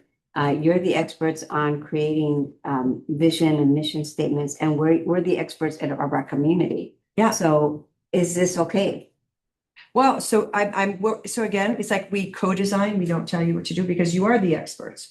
So what our guidelines are, does this in a succinct way represent what the district promises its residents? That's the litmus test. And does everybody understand every single meaning of every word? Because every word should be in there because it has a purpose. That's another litmus test of a good strategic statement. It's not a word salad. And I think we've made huge progress to making this a much more succinct statement. Speaking of words, I keep getting hung up on the word create. I mean, are we creating resilient communities, or are we enhancing them or expanding resilient communities? Because there may be some resiliency already out there that we're wanting Enhancing. to expand on versus, to me, it makes it sound like they don't even exist. And so we're creating the resilient communities. That's a good point. I mean, do they exist? Do we have resilient communities? They exist up through different measures. It's not just about one thing, you know, like teaching your So maybe community how promoting? to advocate for themselves. Or like a advancing. That's Advancing. creating resilience. Do you want to be in the sidecar? You want to be in the driver's seat? People that create are in the driver's seat. People that enhance are in the sidecar. No offense to consultants. Consultants are enhancing. They're not, necessarily creating. Like, what do you want the vision here to be? So Dan, what about advancing though? Is that you're still in the driver's seat? You can definitely do that. I just think, I really want to understand from the board, like, are we taking a driver's seat in care in the community, or are we just assisting? I want to be a driver. Well, you can do both, but you can always assist. But if you're going to be in the driver's seat, it's a different capacity level that you need to do that. You can assist at it. If you drive, you can always assist, right? But if you're going to just assist, it's a different staffing model. It's a different structure that you project to the community about how you will participate in care delivery or care access. So for me, it's a big distinguishing point. Yeah, when you're saying that, something that I was coming back, because I still like the efforts element. And so if you're talking about not knowing where that's going and you want the ability to capture it widely, I would just throw out as a potential, after partnership building, instead of creating resilient communities, partnership building and efforts to sustain continuous growth, something like that talks about when we reach whatever plateau in the future, then we got to establish the next plateau on what we want to do. And so I don't know if those words are the right sequence there, but to create a resilient community seems like it could be incorporated in efforts to sustain continuous growth or something along those lines. It doesn't seem aspirational enough for me. Continuous growth. Are all our community members going to be able to understand? Nobody understands from the this mission. what we're doing In or order to what cut we do? in order to cut a little bit more, let me propose another idea. To improve the health for all Coachella Valley residents through strategic funding and partnership building to just cut off the access and outcomes. I liked the second one because I felt like it was more direct, straight to the point, and everybody would be able to Mission statements are never direct, though. Nobody, like, reading a company's mission statement doesn't necessarily tell you how or what they specifically do, but it gives you an overarching kind of dome that you live underneath. And your overall dome is like access to care, improving the care, which is outcomes, and how we do that. We only put the part after through just to give people an idea of like, what are our two main mechanisms that we're going to do? We're going to strategically fund, and we're going to build partnerships to increase the access, improve outcomes. And why do we do it? Is to advance, enhance, create resilient communities. And so it really doesn't tell you anything about what you actually do, because there's nothing specific about how you're going to increase access, how you're going to improve outcomes, how you're going to attract behavior. All that's next. So a mission statement is always just like this. I mean, people get hung up on it, but it is important because it kind of lets you go back to the why of what you're doing. So what do you think about to improve the health for all Coachella Valley residents instead getting rid of access and outcomes? I like access and outcomes because those are, I think, two things. I think having outcomes in there is powerful. Okay, just throw it And out also, there. it also ties to this commitment to measuring impact. That's right. That's Very, very. That's the data explicitly. part. The outcomes is important. So can we just vote on one now and Yes. The only thing I'm gonna agree with Chris on the create. Yeah. I would say if we put like to advance resilient communities. I like that. I think advance also, I think acknowledges the progress that's already been made. Right. Yeah, and so that speaks to co-building and having a I community-centric like approach. create, but I'm gonna go ahead for consensus building with. All right, so can we take a vote? Quickly vote. Yeah. Well, because Jan is holding me to a time clock. I can see it You already. guys gotta be on the time clock. You guys will sit here. He's gotta operate. I got 8 cases tomorrow. All right, who? Gotta move this stuff along. Vote. What are the logistics of this? Really quick, would it makes a little bit more sense if it said advance communities resiliency? To advance, can you repeat that? Advance communities resiliency instead of resilient communities? For me, it reads a little funky, but to advance communities resiliency. When you're You're changing the tense. AI has entered the conversation. You could bring an AI. ChatGPT's got some interesting versions. No, man, I don't want to get into the weeds. Refine We need one to is focus on- to improve health access for all Coachella Valley residents. It's taking longer and too. Collaborative partnerships that strengthen and sustain resilient communities. Ooh. More concise, to expand equitable health access for Coachella Valley by investing strategically in building partnerships that foster resilient communities. Because how it reads right now, I don't see that we are gonna make our communities more resilient. I just feel that we're just describing the communities as resilient. But we're advancing, the verb is. So we're giving acknowledgement to the fact that they already exist. Right. That's why they took Create Out, because they wanted to say, hey, these things already exist where we live. And we do have some resilient communities where we live, but we know that that's why we've been giving money away to have nonprofits help advance. You want to build on that. Yeah. And advance And I keeps you in think the we could driver's seat. go on all night and Keep in the mind- syntax of everything. When I started. Keep in mind where we started is the goal with all these types of exercises is everybody is 70% happy and 30% upset. But everybody gets to participate in the discussion. That's the important thing. So how do we take a vote on this officially? Just raise your hand. Can we have your guidance on Raise that? your hand if you're okay with it.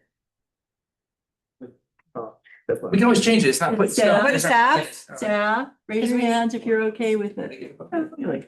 3, 4. Megan, you're the only one? Oh, I said like. 4 out of 6 Okay. and 6 out of 5 out of 6. All right, we take that That's vote down. 7%. But no. Whatever. 4 out of 6. Okay. And 6 out of 7. 6 out of. Well, actually, or 6 out of 7 over there? No, But 6 then out you're of gonna 7. Oh, join we're us 5 on out that. of 6 here. 5 out of 6. Okay. Sorry, here's how I see it, there might be communities in our district that are not You gotta be resilient, that might feel that we're not talking about them. Yeah, I need. Yeah, we need to move on. Okay. That concludes our workshop. Good. Thank you very much, everybody. Taylor first saying. I give you a lot of time. Thank you for saying. Don't think I'm an attorney and go by the hour. Yeah. Tomorrow, maybe? Nice to meet you, we'll see you So we'll see you tomorrow. Yeah, tomorrow. Create, but then. I think we have one more. Okay, on your agenda, we'll leave you to it. Okay. Thank you, Billy and Angelica. I thought we were done. Thank you, everyone. It was a Thank great meeting. you. Have a good night. Have a good night. Oh, no, Now I'm it's just gonna almost report 10 it. o'clock. What's that? Just gonna report it very quick. I felt it going the other way on the APHA last week. Oh, Did you- Chris, I just think that you're gonna be really quick in reporting the desert. Yeah, we've got one more agenda. It's beyond yours. Yeah, that's right. We're Yeah. letting you go get to it. So one more agenda item. We wanted to give an update on Palo Verde and Director Delara had asked after our last board meeting if there was any opportunity for us to consider the intergovernmental transfer program. So I reached out to the county to see what information they had on it, if there was any way possible we could entertain participating, because I think the letter got sent out, right? So Palo Verde was requesting It's the $4 million app. $4 million ask to facilitate that IGT. Again.